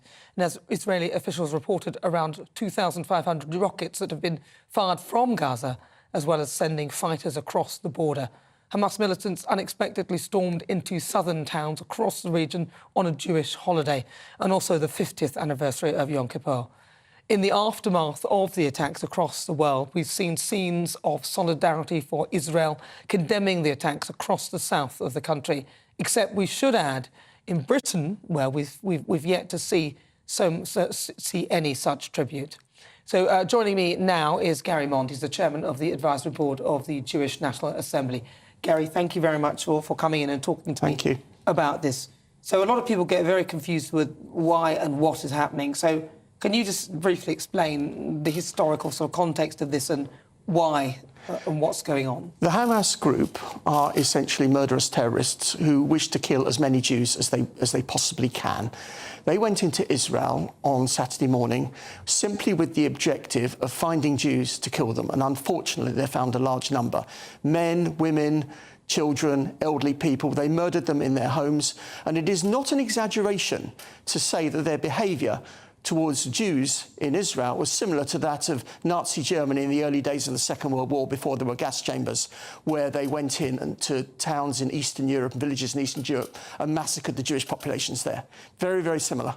And it is something that has been condemned and needs to be condemned all over the world. What is also particularly worrying is there is some views that the Palestinian population as a whole actually does support Hamas, what they're doing. It's not just a group, Hamas, not just a group acting in isolation. Various polls are suggesting that Hamas has got substantial support within the Palestinian population, both that living within Gaza and living in Judea and Samaria. Well, I just can't understand why anyone would support mass murder in this way, because that's what they did. They came in and they just murdered a load of people. And there were, even in this country, there have been scenes of people who are jubilant about this, and that is a real worry. And frankly, it's disgusting. It is absolutely. You're 100% right. It's completely sick. I fear that perhaps this has been developing for 20, 30, even 40 years with the way young Palestinian children have been brought up. They've been brought up to hate Israel. They've been brought up to hate Jews. They have actually got militant training camps for 3- and 4-year-olds carrying guns. But this is actually something that you've witnessed, or this has been happening for years and years. Yeah. They do not want peace. The world has to understand that Hamas does not want any form of peace with Israel. It wants to destroy it. It wants all Jews essentially to be thrown into the sea. It wants to get why? Because it comes within its fundamentalist Islamist doctrine that the area belongs to them, which it certainly does not. So Hamas believe that the area Israel belonged to them. Yes. And that the people within it they want to destroy so they can take over the land. So that is it. You can't make peace with these people. This is the tragedy, and therefore, my organisation, National Jewish Assembly, our view is that we will support whatever Benjamin Netanyahu and his government in Israel decide to do in response to the situation. But the Gaza Strip, which is a very, very small stretch of land, this is where they've come from this strip here. But there was a very coordinated attack. They couldn't have done this all by themselves. Correct. Absolutely right. As you say, it's a very small strip of land and it's been coordinated with outsiders. The principal outside body that has been helping them is Iran and its revolutionary government, But do you know the Islamic that? government. And if so, how do you know that? They would admit it. It's not a question of being a secret. It's public knowledge that Iran is supporting Hamas and Hezbollah in Lebanon as well. It's absolutely the case. And they're supporting them both strategically, in plans, because I don't think Hamas will be able to plan this all itself. They're also supporting them financially in a big way, with arms and other assistance. And this is proven. I mean, it's proven and admitted. It's not a question of speculation. So what needs to happen then to stop all this? Because it needs to stop. This can't carry on. The destruction of Hamas completely and all Islamist, fundamentalist, militant groups, terrorist groups rather, that are based in Gaza and indeed in Judea and Samaria as well. But won't that, I mean, understandably, I understand why you would say that, and I understand that needs to be stopped. But won't this be like opening a can of worms and actually create more sort of cells of more destruction, people who want to destroy things? There is that risk, and therefore a better solution that could run alongside this is to ensure that young Arab children who grow up in Gaza are actually educated to work with Israel, to work with Jews, to accept that the area has got a large Jewish population just as well as it's got an Arab population too. That has to be a solution that goes alongside the military activity that I'm sure that the Israeli government is planning. And what about the Gaza Strip? What should happen to that? Do you think the same? Do you think that should literally be? They should just join it all up now.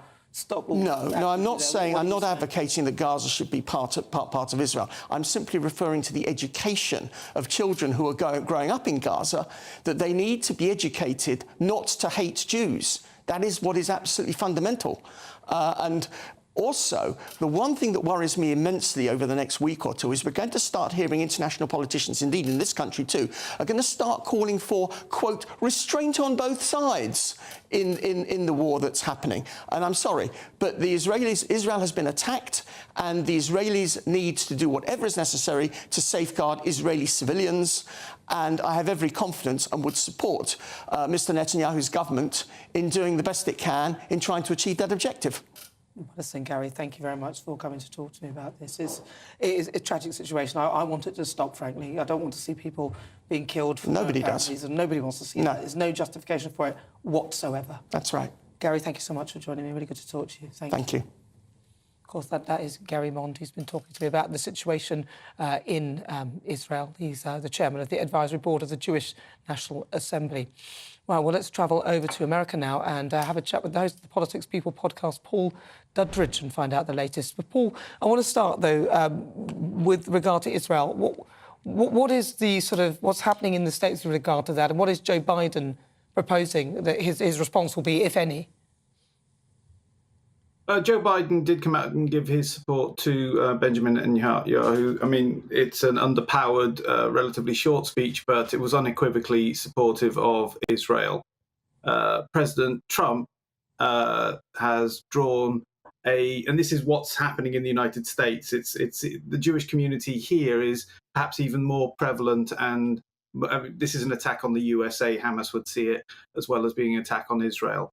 Donald Trump has drawn a connection between the $6 billion of unfrozen Iranian funds that were handed over by the Biden administration to the ability to actually empower such an attack and such support. Yeah. So that's the mood in the United States, is they're drawing a direct line between that $6 billion being returned to Iran, or unfrozen at least, those assets, and the ability and capacity to carry out such an organised and coordinated attack. I want to ask you now, because I want to move on to, because we're talking about border walls, and now Joe Biden, they did claim, the Democrats claimed they would not build another foot of border wall, but Biden is apparently now building 20 miles of it. Is that right? Yeah, I mean, he's kept that promise that he wouldn't build another foot of border wall. He's kept that by now building 20 more miles of it. Donald Trump built, against resistance from the political establishment, he built for about 500 miles of wall. He ended up having to take the money out of the military budget. And when Biden came in, he said that he would not build another foot. They've now, the situation is so untenable. What you have is now the United States sees every single state as a border state. And what you had for a long time was only those states like Arizona, etc., California, those states that actually do border Mexico being seen as border states. Now, since we've seen migrants being moved to New York, Chicago, etc., it's on the doorsteps of the actual people that would normally be pro-migrant. These are all the cities that were welcoming migrants welcome signs being held up.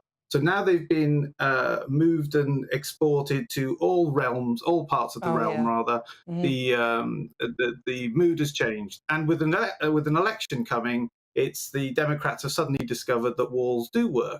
Apparently. Yeah. Well, of course, as soon as those are calling for them not to be initiated, suddenly you have to deal with the migrants and the whole situation changes. Now, what about, this is a question I wanted to ask you about President Trump, Speaker of the House. Is he becoming the Speaker of the House? I don't get it. What's that about?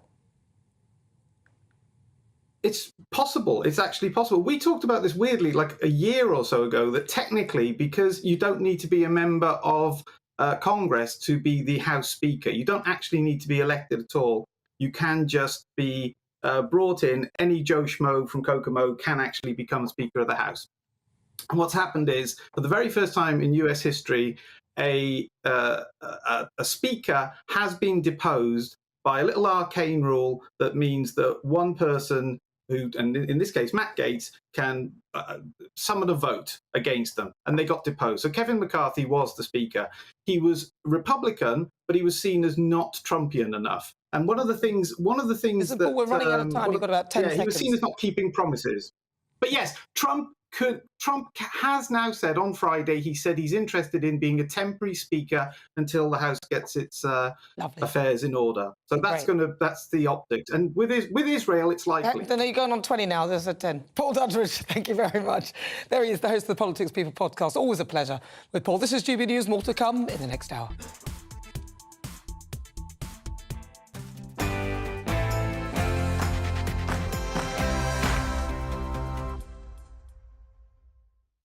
So stay tuned for the next hour. Me and my panel will be taking on some of the big topics hitting the headlines right now. Coming up, my mystery outside guest. He may have been born in Surrey, but he was often caught out in the East End of London. All will be revealed soon.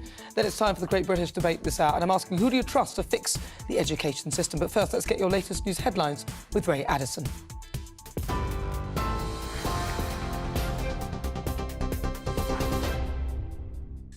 Thanks, Nana. Good afternoon. 2 minutes past 5. Our top story this hour.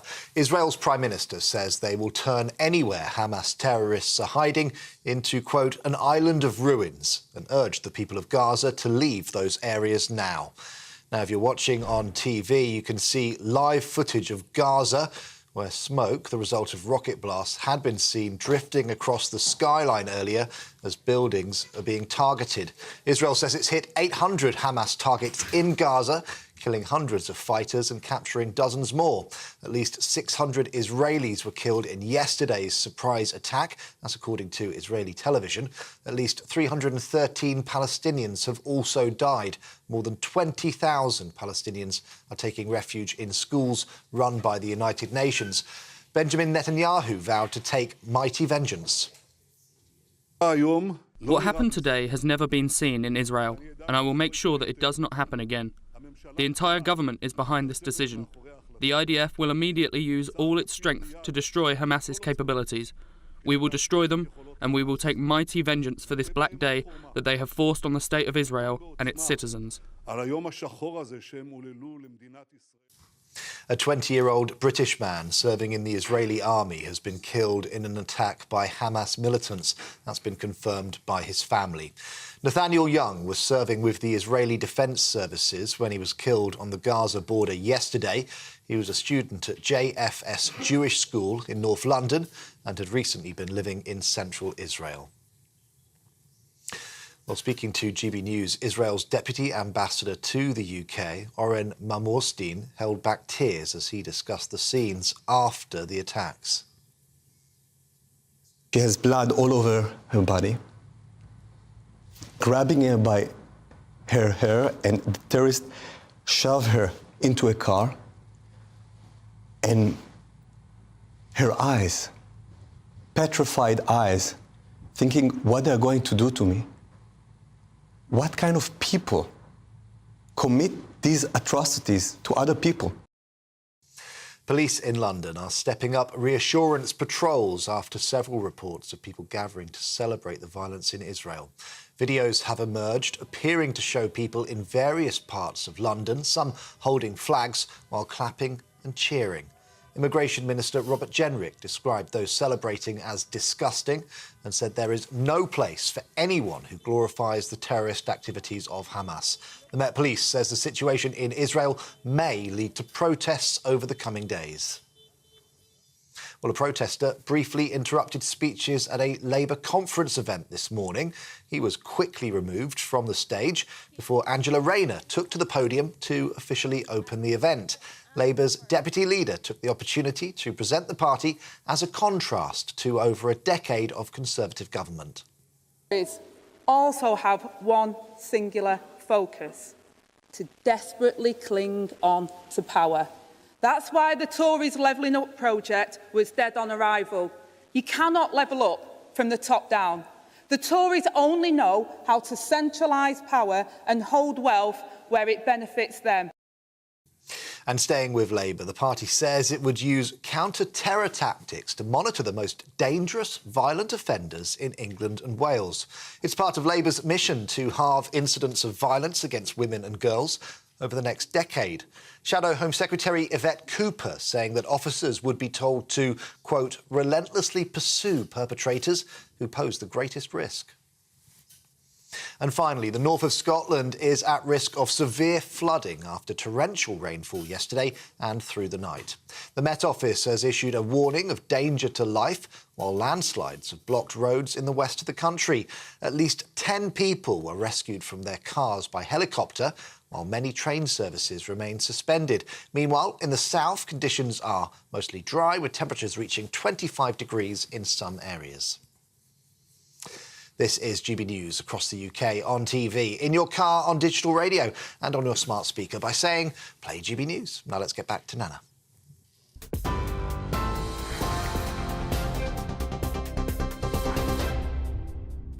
Good afternoon. It's just coming up to 8 minutes after 5 o'clock. This is GB News on TV, online and on digital radio. I'm Nana Akua, and for the next hour, me and my panel will be taking on some of the big topics hitting the headlines right now. This show is all about opinion. It's mine, it's theirs, and of course it's yours. We'll be debating, discussing, and at times we will disagree, but no one will be cancelled. So joining me today is author and broadcaster Christine Hamilton, also broadcaster and journalist Danny Kelly. Now, still to come every Sunday at 5 o'clock, I'm joined by a celebrity, former MP, or someone who's had an extremely interesting career to take a look at life after the job. We talk highs, lows and lessons learned and what comes next on the outside.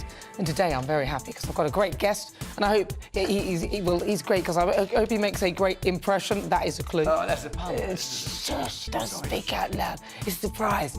No, you might not recognise him, or you might. His impressions of Sir Tom Jones, Mick Jagger and Paul McCartney between 2007 and 2008. He appeared in 66 episodes of the BBC soap EastEnders.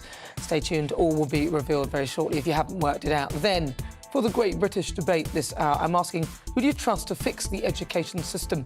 Now, Rishi Sunak said he's going to ditch A-levels and force students to study maths and English, and those plans have been criticised, while Sir Keir Starmer has been forced into another embarrassing U-turn with his plans to strip private schools of their charitable status. So, who do you trust to fix our broken system? And as ever, get in touch the usual way, gbviews@gbnews.com, or tweet me at gbnews.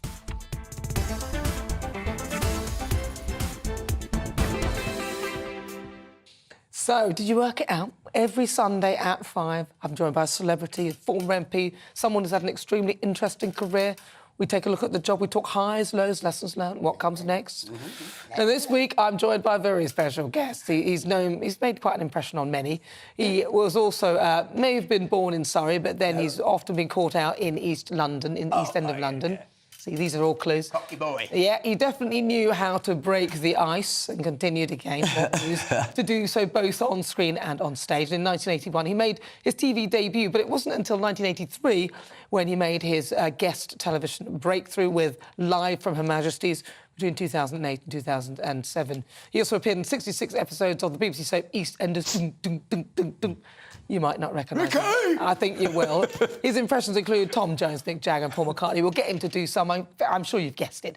Of course, it's the fabulous actor and comedian Bobby Davro. Oh, what a lovely introduction. It's like I'm leaving the world. My whole life has gone before me. Yeah, how do you feel when you hear that? You've done all that. It makes me feel old. It makes me feel old now. You know, when I first saw you, I thought you looked exactly the same way that I've ever seen you on TV. You look the same. Yes, well, do you remember when I was off the telly? No, in my head... I'm still off the telly. But I'm not off it, I'm here now. In my mind, you've been on the TV all the time, because I grew up with you. Yeah. I grew up with you. But it's getting more difficult now, you know, somebody of my age, because I'm, pushing 50 now. And no, I'm not pushing it, I'm dragging it. I'm 60... Oh, it's gone.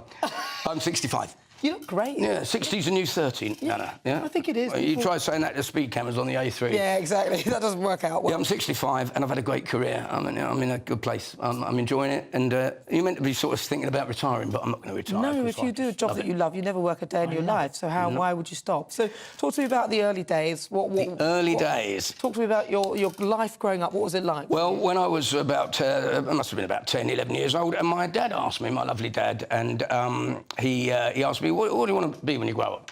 I said, well, and all the family were wanting to know. I didn't really. I said, well, I had a little think about it. I said, I want to be a comedian.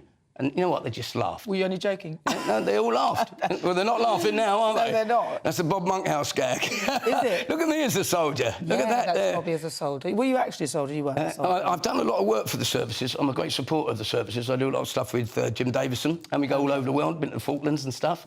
And, yeah... it's been a great career. So how did you start? What was your first proper break? My first job, I was working at Bentley's in Kingston, earning £18.50 after I'd left school. I was earning £18.50 a week, food coming out of that and bus fares and stuff. And then I didn't really suit that. I was in the men's department. I was doing my impressions of John Ingman, and all those kind of things. And I was a bit bored, just messing about, because that was me. And then I went and worked for my late father, and he's a lovely... I miss my dad.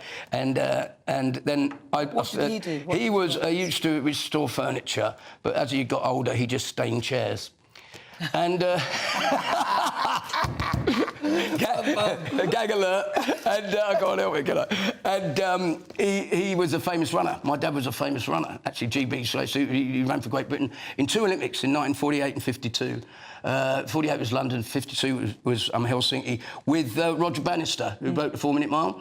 And my dad, he ran it in. I want to be like my dad and win the gold medal, because he wanted to win it too, but he came 6th. Oh, bless his heart. But I wasn't athletic. I was just a joker. My mum was the joker. My dad didn't really get me as a comic, really. He had a strange sense of humour, but he was my hero, and I miss him every day. And he would have loved to see these.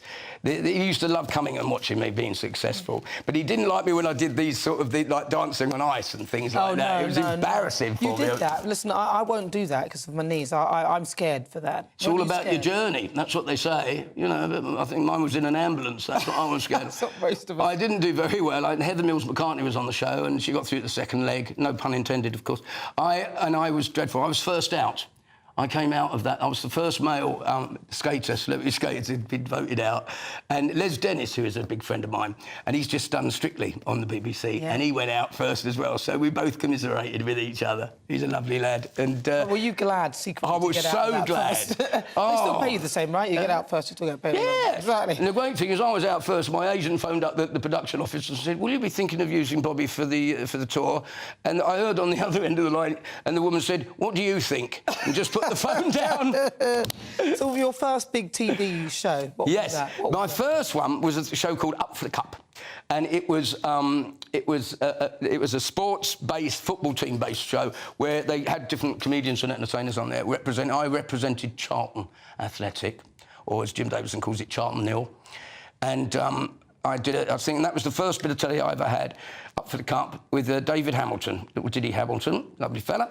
And then from that, I started doing a few little shows here and there. I did one called, what was the one called? Oh, God heavens, there were so many of these shows around at the time. Yeah. And then I did Live at Her Majesty's. And the second show, I did one, the first series, didn't quite register, but they brought me back for the second. And I went on there and did very well. I did me 30 impressions, you know. Yeah, to give some impressions. You know, could got them funny eyes, you know, eyes. And I did that and then did a bit of Cliff Richard. Hi, fans.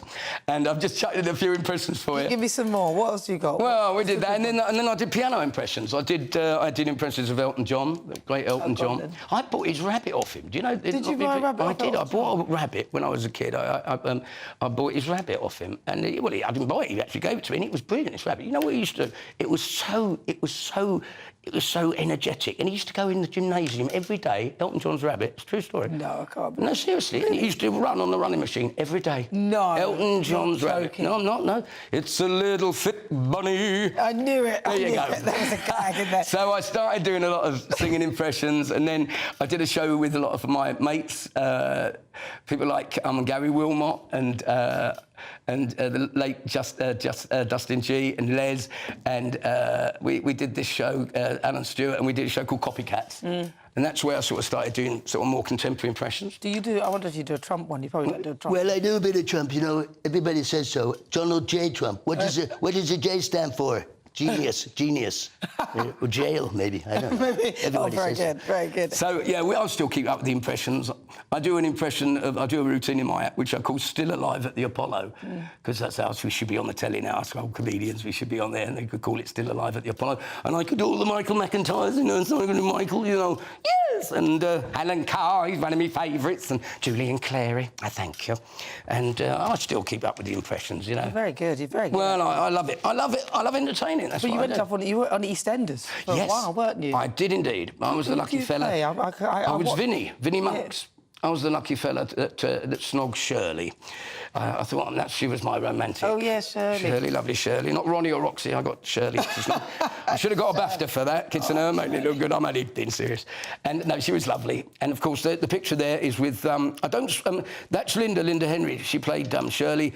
And of course, Cheryl Ferguson, who I still stay in touch with. I still stay in touch with a few of the... So Shirley's the blonde lady with... Yeah, Shirley is, well, the one with the hat there. Yeah. And then there's a good-looking one in the middle, the good-looking one. And then, of course, there's lovely Heather, played by Cheryl Ferguson. She's lovely. Yeah, so what are you doing now, then? What's going on in your world? Well, I'm normally getting ready for pantomime, but I'm not doing a pantomime for the first time in years. Are you glad about that? Sort of. I love pantomime. You know, I'm going to miss it. I usually do one at Easter, and then I do another one at Christmas. So I'm looking forward to having a year off. I'm doing a lot of gigs. I've taken a lot of stand-up stuff.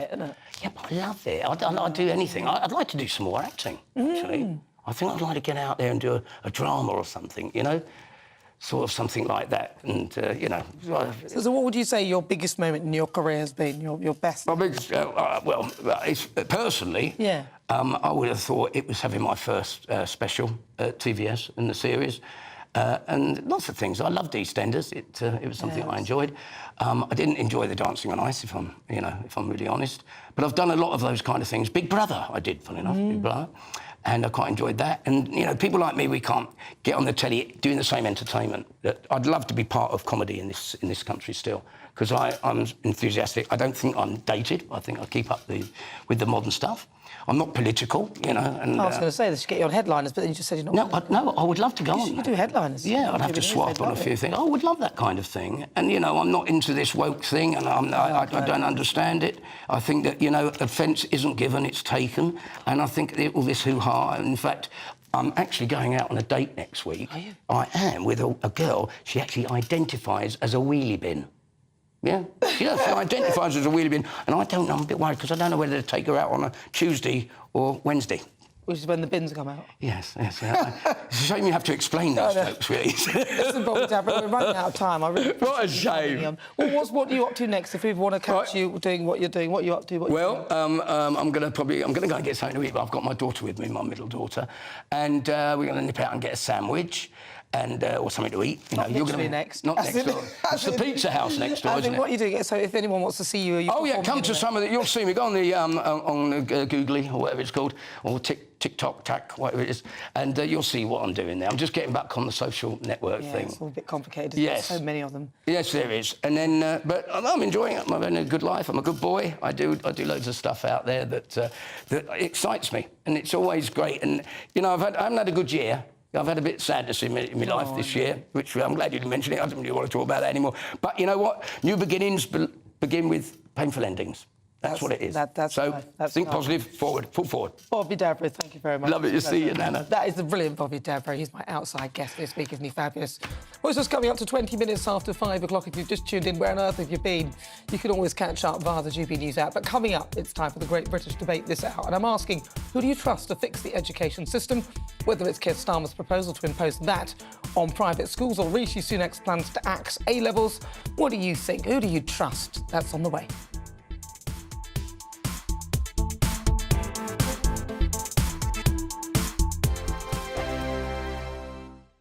What you get for breakfast is something that, if we do our jobs right, you will wake up to news that you didn't know the night before. It's a conversation. It's not just me and Eamon. We want to get to know you, and we want you to get to know us.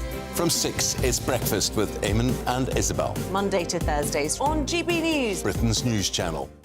Westminster is going around in ever-decreasing circles, followed by the media. Britain is broken. How on earth did we get into this mess? But more importantly, how do we get out of it? Join me at 7 p.m, Mondays to Thursdays on Farage, here on GB News. We will have open, rational debate. We've got to work out how Britain moves forward from this. Join us here on GB News, the People's Channel. Britain is watching. Join me, Andrew Pearce and Bev Turner, Monday to Thursday, 9:30 a.m. Who benefits from that? Not the British public. And on Fridays, join us, Tom Harwood and Ellie Costello from Britain's Newsroom. That's what you get with this show. That's fantastic. If it's happening, we're talking about it on Britain's Newsroom. GB News, Britain's news channel. GB News, unlike other broadcasters, isn't obsessed with the London-Westminster bubble. We think there's a nation beyond the M25, and that's why we talk about the issues that matter across the land. Join me on State of the Nation, 8 to 9 o'clock, Monday to Thursday, on GB News. Daisy's listening, and you should too. People in Britain, they love free speech, but they also love fair play. I don't care if I'm speaking somebody from a trade union, from the Labour Party, somebody from the SNP. And I think the viewers like to see that actually we can challenge one another, but in a positive way. We think we ask the questions that people want to ask, and often we ask the questions that we wanted to ask in Parliament but never got the chance to ask. So join us every Saturday, 10 a.m. till noon on GB News, Britain's news channel. Nightmare commute. Kick it up a gear with me, Patrick Christie's, at drive time, 3 till 6 p.m, Monday to Friday on GB News Radio. You can listen online and on DAB+, on the smart speaker app and on the GB News app. And if you've got an Alexa, all you have to say is, Alexa, play GB News. We're also on TuneIn and the Radio Player apps. From the school run to rush hour, get revved up with me, Patrick Christie's, on GB News and GB News Radio. The Jubes and Kerr, we tackle the issues of the day with real, robust debate. Both sides of the fence, battling it out with me in the middle with my forthright opinions and views. And often really interesting things happen because you start with a position and then by the end of the debate you find actually, well, I might not have thought about that one. What we need in this country is 2 new political parties. You should maybe think about doing a 2024 calendar. I'm Michelle Dewberry and I'm keeping you company right through until 7 o'clock this evening. GB News, the People's Channel, Britain's watching. The Live Desk with me, Mark Longhurst. And me, Pip Thompson.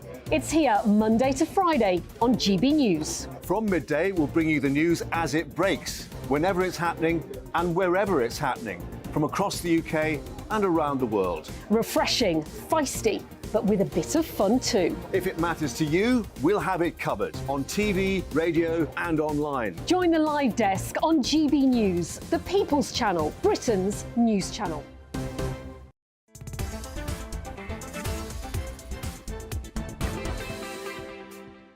It's just coming up to 24 minutes after 5 o'clock. This is GB News. We are the People's Channel. I'm Nana Akua. And in some Breaking news, Prime Minister Rishi Sunak has just been speaking out about the atrocities in Israel. The scenes that we've seen in Israel over the past 36 hours are truly horrifying. I want to express my absolute solidarity for the people of Israel. Now is not a time for equivocation, and I'm unequivocal. Hamas and the people who support Hamas are fully responsible for this appalling act of terror, for the murder of civilians and for the kidnapping of innocent people, including children. I've just spoken with Prime Minister Netanyahu to assure him of the UK's steadfast support as Israel defends itself against these appalling attacks. We will do everything that we can to help. Terrorism will not prevail.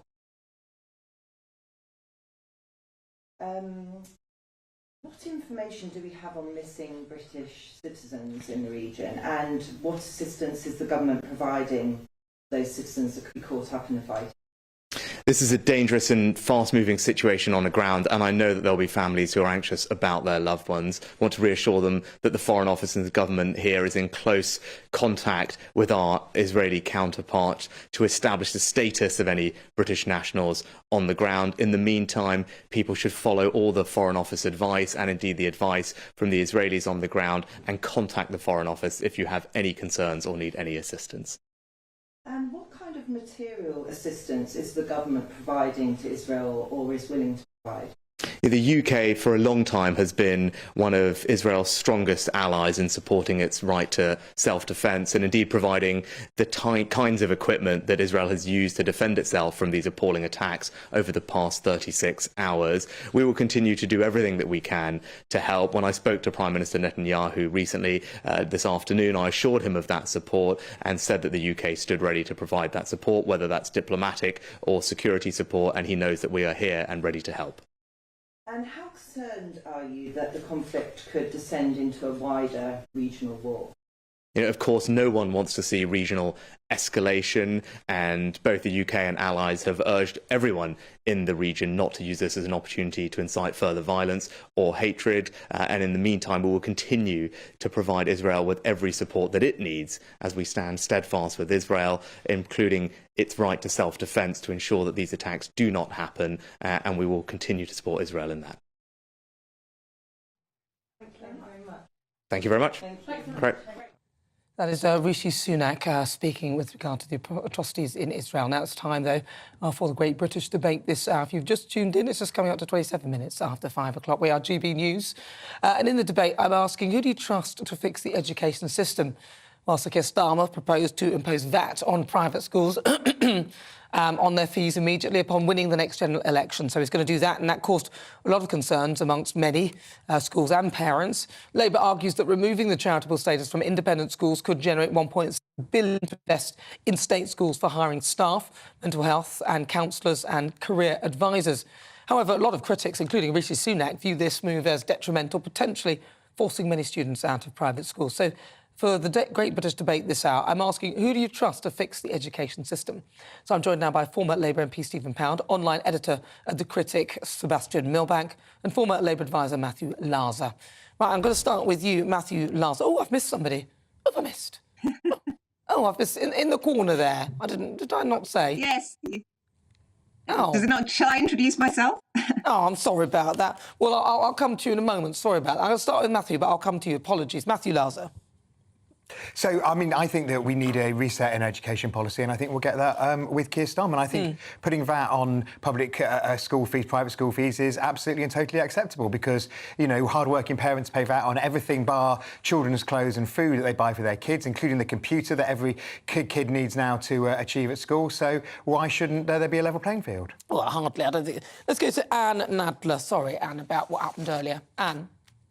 It's fine. It's Joanne, by the way. Oh, it's Joanne. Oh, yeah. You know, I mean, I'm actually going to address your bigger issue here, which is who do we trust with our education system? And I have to say, regretfully, certainly not any politicians. What we've seen over the last 30 or 40 years is just constant reform. And I think, you know, whether you're a teacher or whether you're a parent, or whether indeed you are a student at school, this is just a kind of technocratic focus, which isn't helping to concentrate on the real sort of philosophical issues of what we want from education.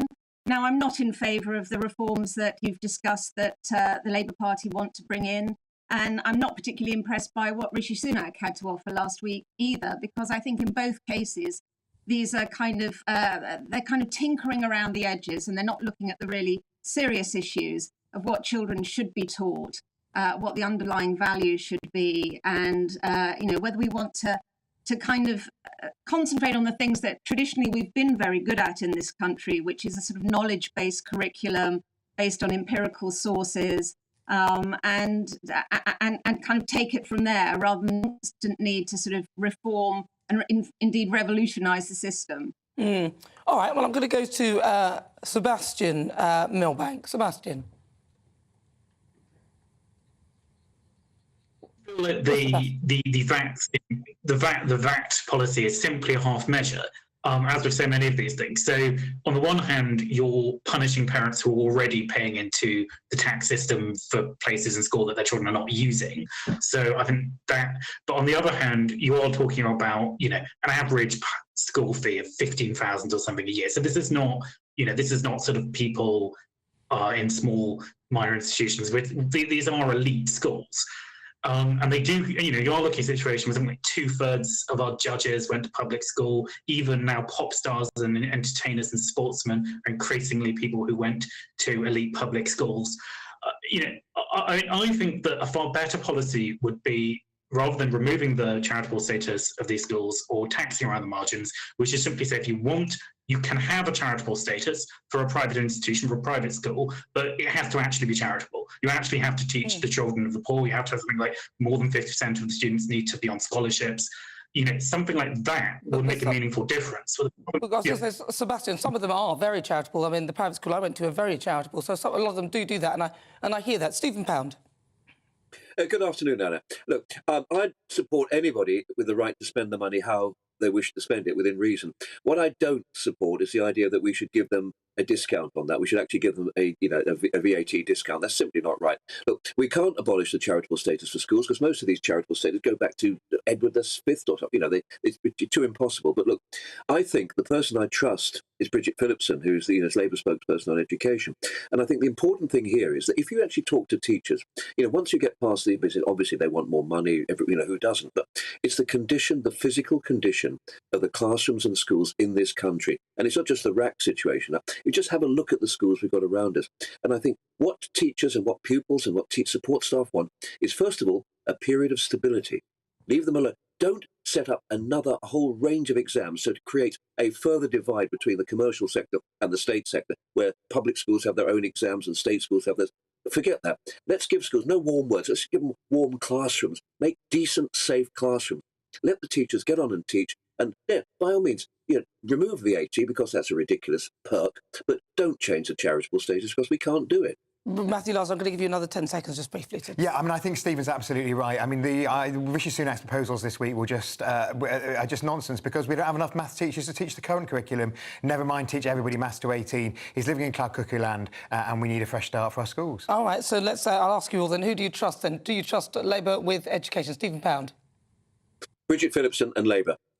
Joanne Nadler, do you trust them? I absolutely don't, because they want to instrumentalise schools. They want to make schools engines of critical social justice. They don't really want to educate people in the sense that we understand in this country or we have done traditionally.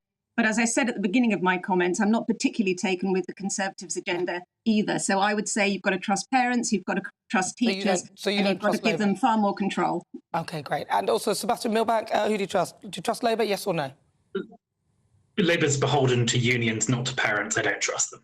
And Matthew Lars.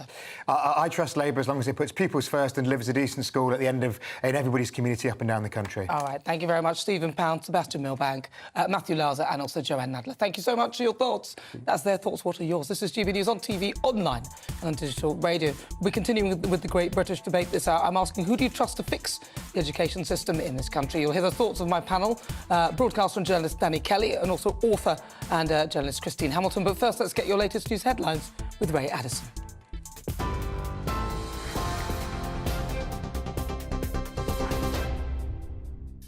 Thanks, Nana. It's 33 minutes past 5. Our top story this hour. The Prime Minister Rishi Sunak has told Israel's Prime Minister Benjamin Netanyahu the UK is ready to provide support after it was attacked by the terrorist organisation Hamas. Now, those of you watching on television can see live footage of Gaza, where Israel says 800 Hamas targets have been hit, killing hundreds of fighters, with dozens more captured. Earlier, Mr. Netanyahu said they will turn anywhere Hamas terrorists are hiding into an island of ruins and urged the people of Gaza to leave those areas immediately.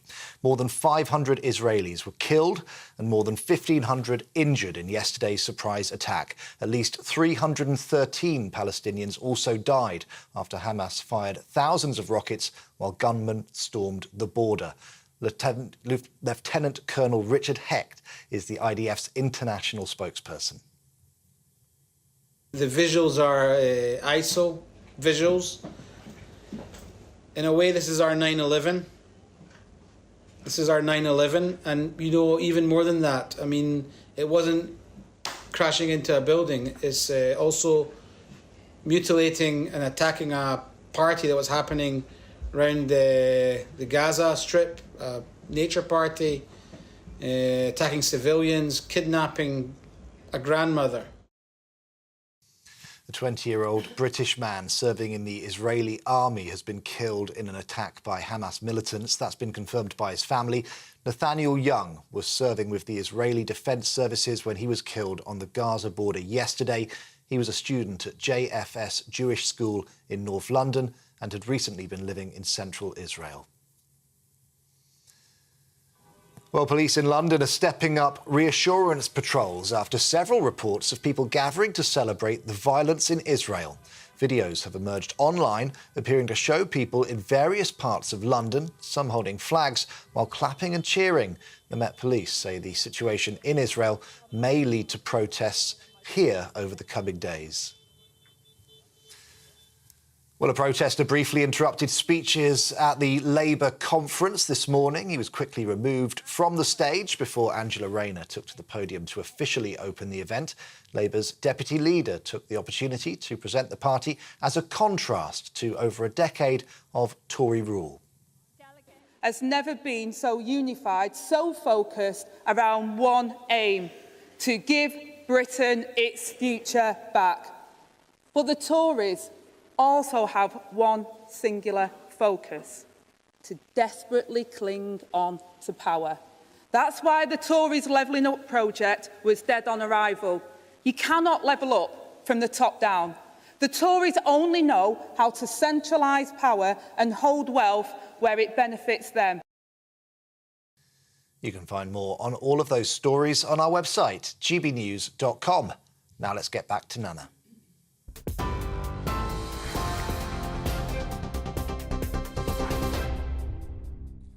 Coming up in the mini debate, I'll be discussing if female football pundits are irritating to listen to.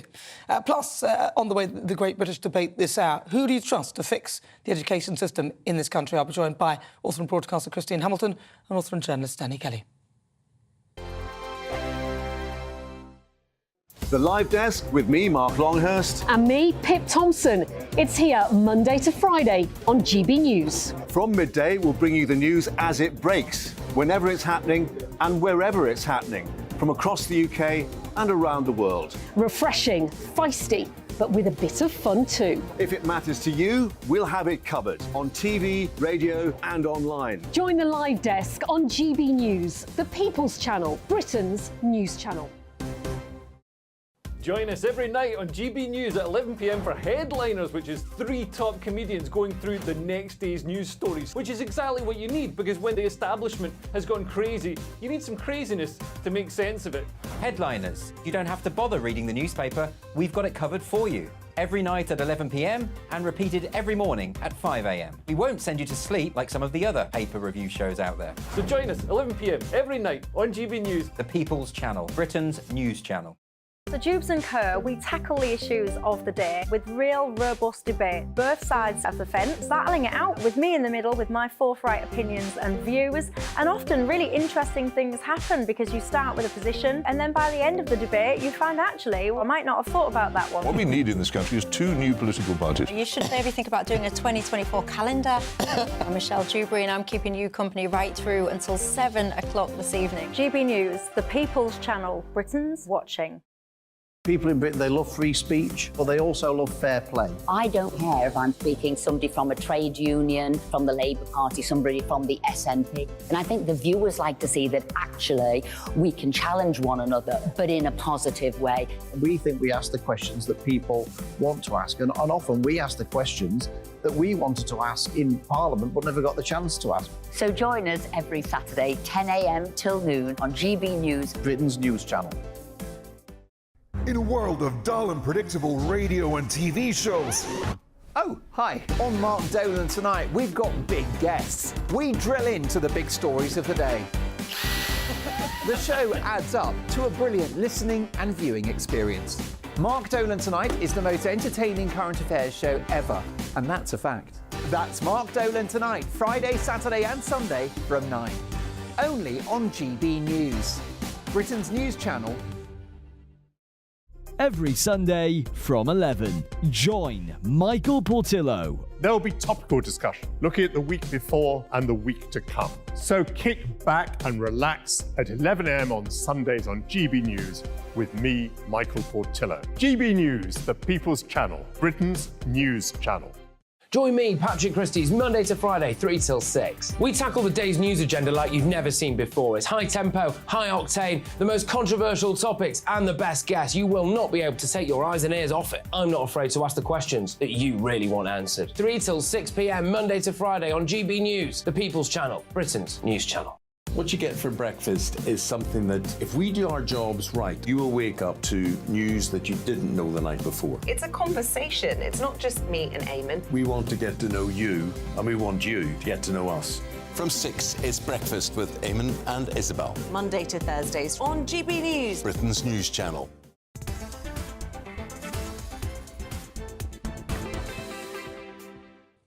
If you just tuned in, welcome aboard. 41 minutes after 5 o'clock. This is GB News. I'm Nana Akua. Now, before the break, I was asking, who do you trust to fix the education system in this country? And, of course, lots of you have been getting in touch. Do you think it's Sir Keir Starmer with his proposal to impose VAT on private schools and also his other proposal to sort of charge private university students more so that other people who are poorer can go to university?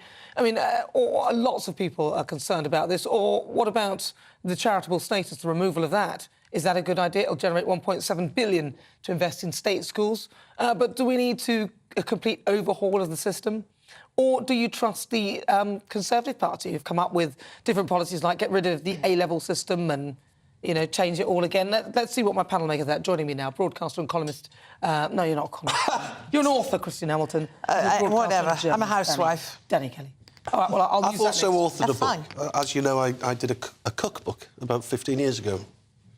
I've told you this before. Yeah, no, you have told. Because I'm an author. But it was only, how many pages was it? It was more of a pamphlet. It was to do with just... Well, a pamphlet still has to be authored. Yeah, but... Yeah, so I'm an author, yeah. How many pages in the pamphlet? It was about 16, honestly. Right, so I think I've been an author as well, then. I've written 2 books. On to education. Yeah, let's move on. Why not? I left school with nothing. I've done all right for myself. And for kids out there who are struggling with education, you can make something of your life. Of course you can. Of course you can. One of your commentators said that the lady, Joanne, said she doesn't trust Labour because she's worried about the saturation of social justice ideology. I think that it's already saturated. I'm not convinced it could be any more exacerbated. Maybe it could be, and maybe that's a valid concern. Rishi Sunak focusing on core maths, was it? And English. Yeah, continue maths till the age of 18, so you carry on with that. Yeah, I mean, English is a great one. I don't get maths. I'm not sure what the benefit of maths is. Most people can, You've got a calculator. I know maths is more sophisticated and more complex than just multiple and divisions. I get all of that. I think you might be talking mortgages and things like that. I mean, I'm hoping that that's kind of what he was talking about. So he's trying to instill a basic common sense about how to use money wisely. I think so, but he hasn't been, That's a lot of classes just to know how to budget, though, isn't it? It seemed to me, he only threw it out the other day, haven't seen much detail detail. It seems to me absolute madness to think that everybody should do maths and English until they're 18. Yeah. Yes, everybody should do maths and English until they're, say, 16, but to continue it to 18, a lot of people just don't do maths. Their head doesn't work properly to do maths. And it is absurd to waste a vast amount of money, I think, in taking people on to 18. What is the point? Well, yes, also, people... there aren't enough teachers, so he hadn't done his own. Yeah, exactly. There aren't enough teachers.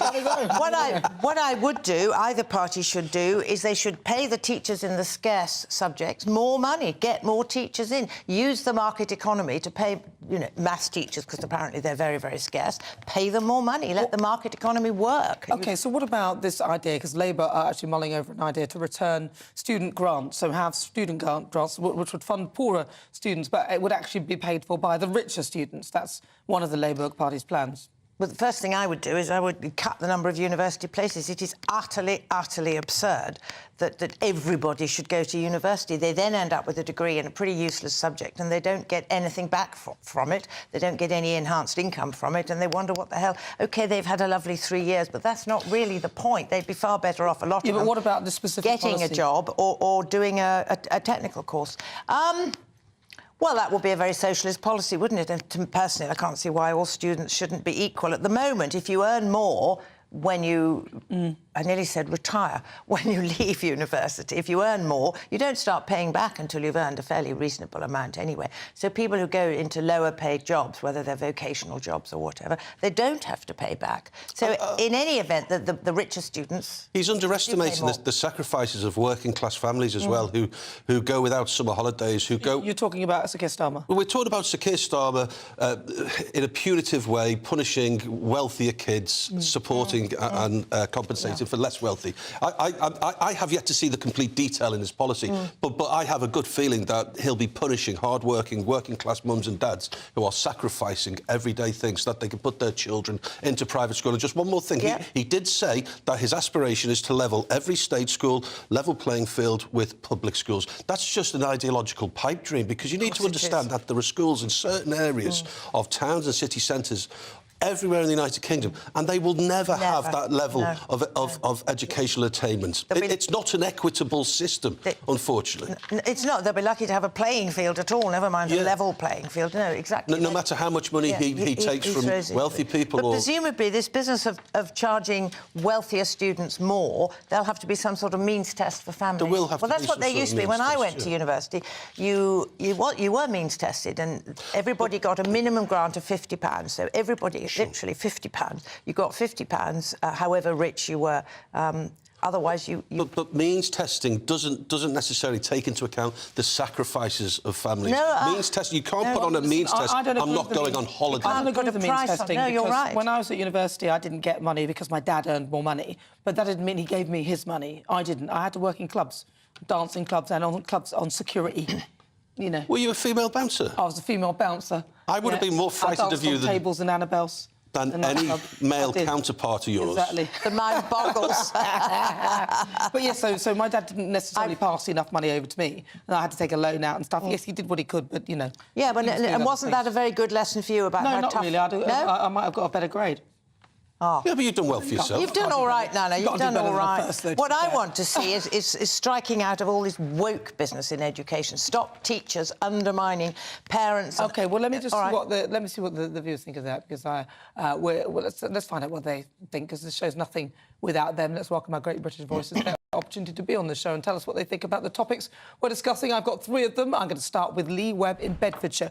Do you trust the Labour Party or even the Tory Party? Who do you trust to fix the broken... I don't trust any of them, and I've listened to their sound bites. I just don't trust any of them. What we need to be doing is bringing education back to its basics, making the CSCs really good, making A-levels really good, MVQs good, because a lot of the colleges don't go up to MVQ3 no more. And the BTEC's really good. We need to be improving all of those qualifications rather than bringing in new qualifications and making sound bites. And we're going to shift money from private education right over to state education. It's not going to, sound bites improve what we've got.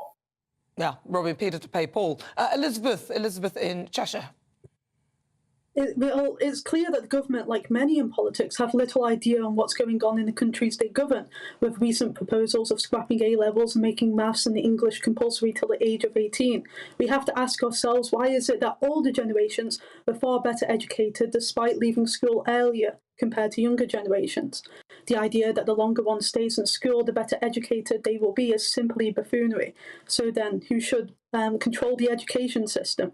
Well, certainly not any of the mainstream political parties in power right now. God, I like that word, buffoonery. That describes them all quite nicely, actually. And Brian Dugan in Solihull. Hi, Nana. Yeah, I think it was the Mail actually a few weeks ago that wrote in an opinion column that if there was a metaphor that summed up the shambolic state of Britain under this Tory government more than anything, it's the crumbling schools crisis. So I can't say that you can trust the Tory government in terms of education. I agree with Lee, and I agree with the previous speaker there in terms of I don't see what Rishi Sunak is talking about in terms of maths and English, in terms of it's another ill thought through slogan and policy punt in terms of there's not enough teachers for doing what he's proposing. So again, it's just... We're running out of time, Brian. You were on a roll. Thank you so much to the fabulous Brian Dugan in Solihull, Elizabeth and also Lee Webb. Thank you so much. Great to speak to you. Those are my great British voices. Quickly, a story that caught my eye. Football legend Kevin Keegan, you've got about a minute, Daddy, expressed his reservations about female pundits discussing men's football. What do you think? Because columnist on the Daily Mail, Amanda Patel, who's been a dedicated Spurs fan, she's followed since her childhood, has enjoyed the success of the women's game, but acknowledges the differences while she recognised the talents of female commentators. She believes many football fans prefer analysis from men. So, Danny. I agree. She's hit the nail on the head, and a woman has finally said it, that blokes prefer blokes talking about blokes playing football. It's not rocket science. Football Focus, back in, I think, 3 years ago, the BBC are thinking about panning it because a woman footballer took over, and it's just dramatically, it's just deteriorated dramatically. Christine Hamilton. I agree. Good for Amanda. She has exactly hit the nail on the head. Yeah. I sort of agree as well. I'm sorry. I know, it's terrifying, isn't it? Most women agree. You're not allowed to We've just said it. Oh, we have. But some people might like it. So, I want them to be knowledgeable about the game. But right now, that it's time for Supplement Sunday. This is where the panel and I discuss some stories that caught our eye. Danny, I'm going to start with you. Strictly, you've got about a minute. Strictly Come Dancing, not a favourite of mine. My wife loves it. You will love it, no doubt, because you're sporty and you dance and... Oh, you're looking at me as if you don't like it. I love it. Oh, you do like it? Guess how much the contestants are paid? There's a flat fee. Is it? What is it? £25,000. Whether you go out the first round or not, the dancers get between 25 grand. The dancers get between 35 and 50,000 pounds. If you make it to Blackpool, you get £75,000. If you win, you get a £100,000 bounty. And I have to ask, is this coming from the BBC licence fee? Because I'm assuming it is. Of course it is. And could the BBC... Well, they have to pay something. Yes, but it's such a big show. Would people do it for the 25 grand? That's all I'm saying. But you have to pay... The further through they get, the more you have to pay them. Well, I did MasterChef, and it was exactly the same. How much do you get? The first one, you got X. If you got through to the next round, you got X plus, etc., etc. OK. So could you have to spend more time at it? How much do you get? Do you want to talk about your supplement or not? Talk to me, yes. I've left mine behind, so I'm having to look at it on my phone. Well, King Charles used to talk to his plants, OK? We all know that. I talk to my plants and they respond beautifully. But now, apparently, you have to sing to your plants. And research has been done that if you play to the plants for 5 hours a day at 60 to 70 decibels, which is apparently normal conversation, so that's us, you get, after 5 days, you get 10% greater leaf growth rate. I slightly wondered if this was an April Fool. It's come from China's Tianjin Normal University. So we'll see. But apparently, if you sing to your plants and play music, you get the... Some people say it's the carbon dioxide coming from your mouth that helps them. When chatting to them... But there's no mouth if you're playing electronic music. Do you find them wilting with boredom whenever you talk to them? Danny! I'm pulling your leg. Right, let's move on to my subject. I beg your pardon. Okay, well, listen, I've got one here. What do you think? You've got I to love say, her. you've got I about 2 love minutes her. left. Right, well, did you know that apparently drinking a matcha latte or green tea could effectively inactivate COVID? That's just new research that suggests that the Omicron variant makes COVID-fighting molecules in tea even more powerful. Did you know about that? Well, I've never heard of matcha latte for one. Well, you heard of green tea, though. I don't trust these funny drinks. I stick to alcohol. What's wrong with you on about? But what that does demonstrate the natural properties of so many things in the wild. Look where we get aspirin from, for example. I'm sure it is. I'm not sure. I knew it. I'm not sure. I think we get it from a laboratory. Well, there's a derivative of a tree that is some sort of painkiller. Honey, for example, if you cut your leg... Well, opium is a painkiller. Opium. There you go. Well, there's something from a tree that's good for you. I think most medicines come from plants. But what this illustrates is a reminder that it could well be possible. That actually there is very simplistic potential remedies in the everyday things that we have, and it's not necessarily big pharma who are out there to make sure that you keep buying their stuff. Honey on grazes and wounds. Well, a lot of these things they are thought to be old wives' tales, but there's a reason why they're old wives' tales, because they're true and they exist. Yeah. Well, so you may be right. I'm not going to try it, though. It doesn't just rock my boat. Tea? No, You'd have a cup of tea if you had COVID, just in case. I'd rather have a good cup of coffee. I thought you were saying a G&T or something like that. Well, it depends on the time of day. COVID is coming, but, you know, I know more and more people, friends who've got COVID. It seems to be rampant. Well, it's just like a cold now these days, so hopefully for most anyway. But let's, I was going to say, first of all, though, on today's show, we've been asking, who do you trust to fix the education system? According to our Twitter poll, 17% of you say Labour, 26% of you say Conservative, 57% of you say Reform UK. Wow. A lot of people going for Reform. Well, listen, thank you so much to my fabulous panel, broadcaster and journalist Danny Kelly. Thank you, Danny. And author. Best-selling. Oh, yeah, of a pamphlet. And broadcaster and author Christian Hamilton for joining me. And if you take it to you at home for your company, I look forward to seeing you next week, same time, same place, on Saturday at 3 o'clock. Enjoy the week. Hello there, I'm Jonathan Vautry here with your GB News weather forecast provided by the Met Office. This weekend's heavy rain across Scotland is slowly beginning to ease off. It will be turning patchier and lighter throughout the rest of this afternoon and into this evening as well. Into the overnight period, actually pushing southwards, so starting to see some rain move into northern parts of Northern Ireland and eventually Dumfries and Galloway, the Scottish borders region as well. Elsewhere, a drier night, but quite a lot of cloud pushing into western coastal areas. Could turn quite foggy and murky here, but underneath all that cloud will be relatively mild for most of us. Temperatures not dropping much below 11 to 15 degrees Celsius.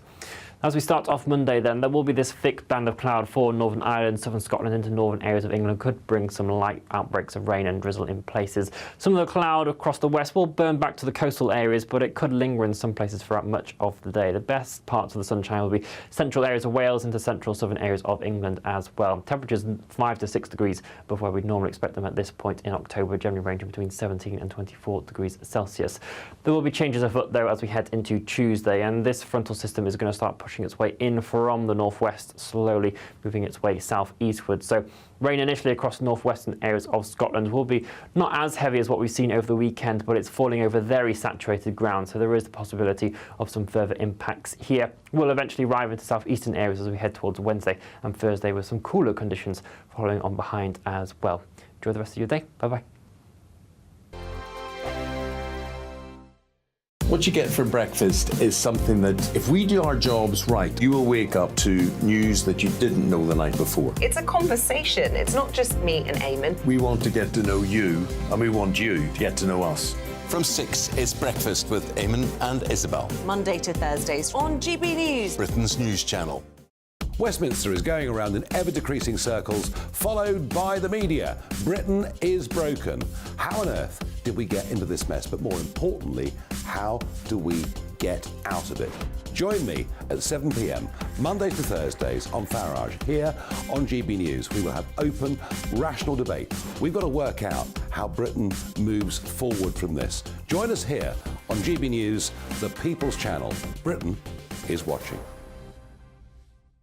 Join me, Andrew Pearce and Bev Turner, Monday to Thursday, 9:30 a.m. Who benefits from that? Not the British public. And on Fridays, join us, Tom Harvey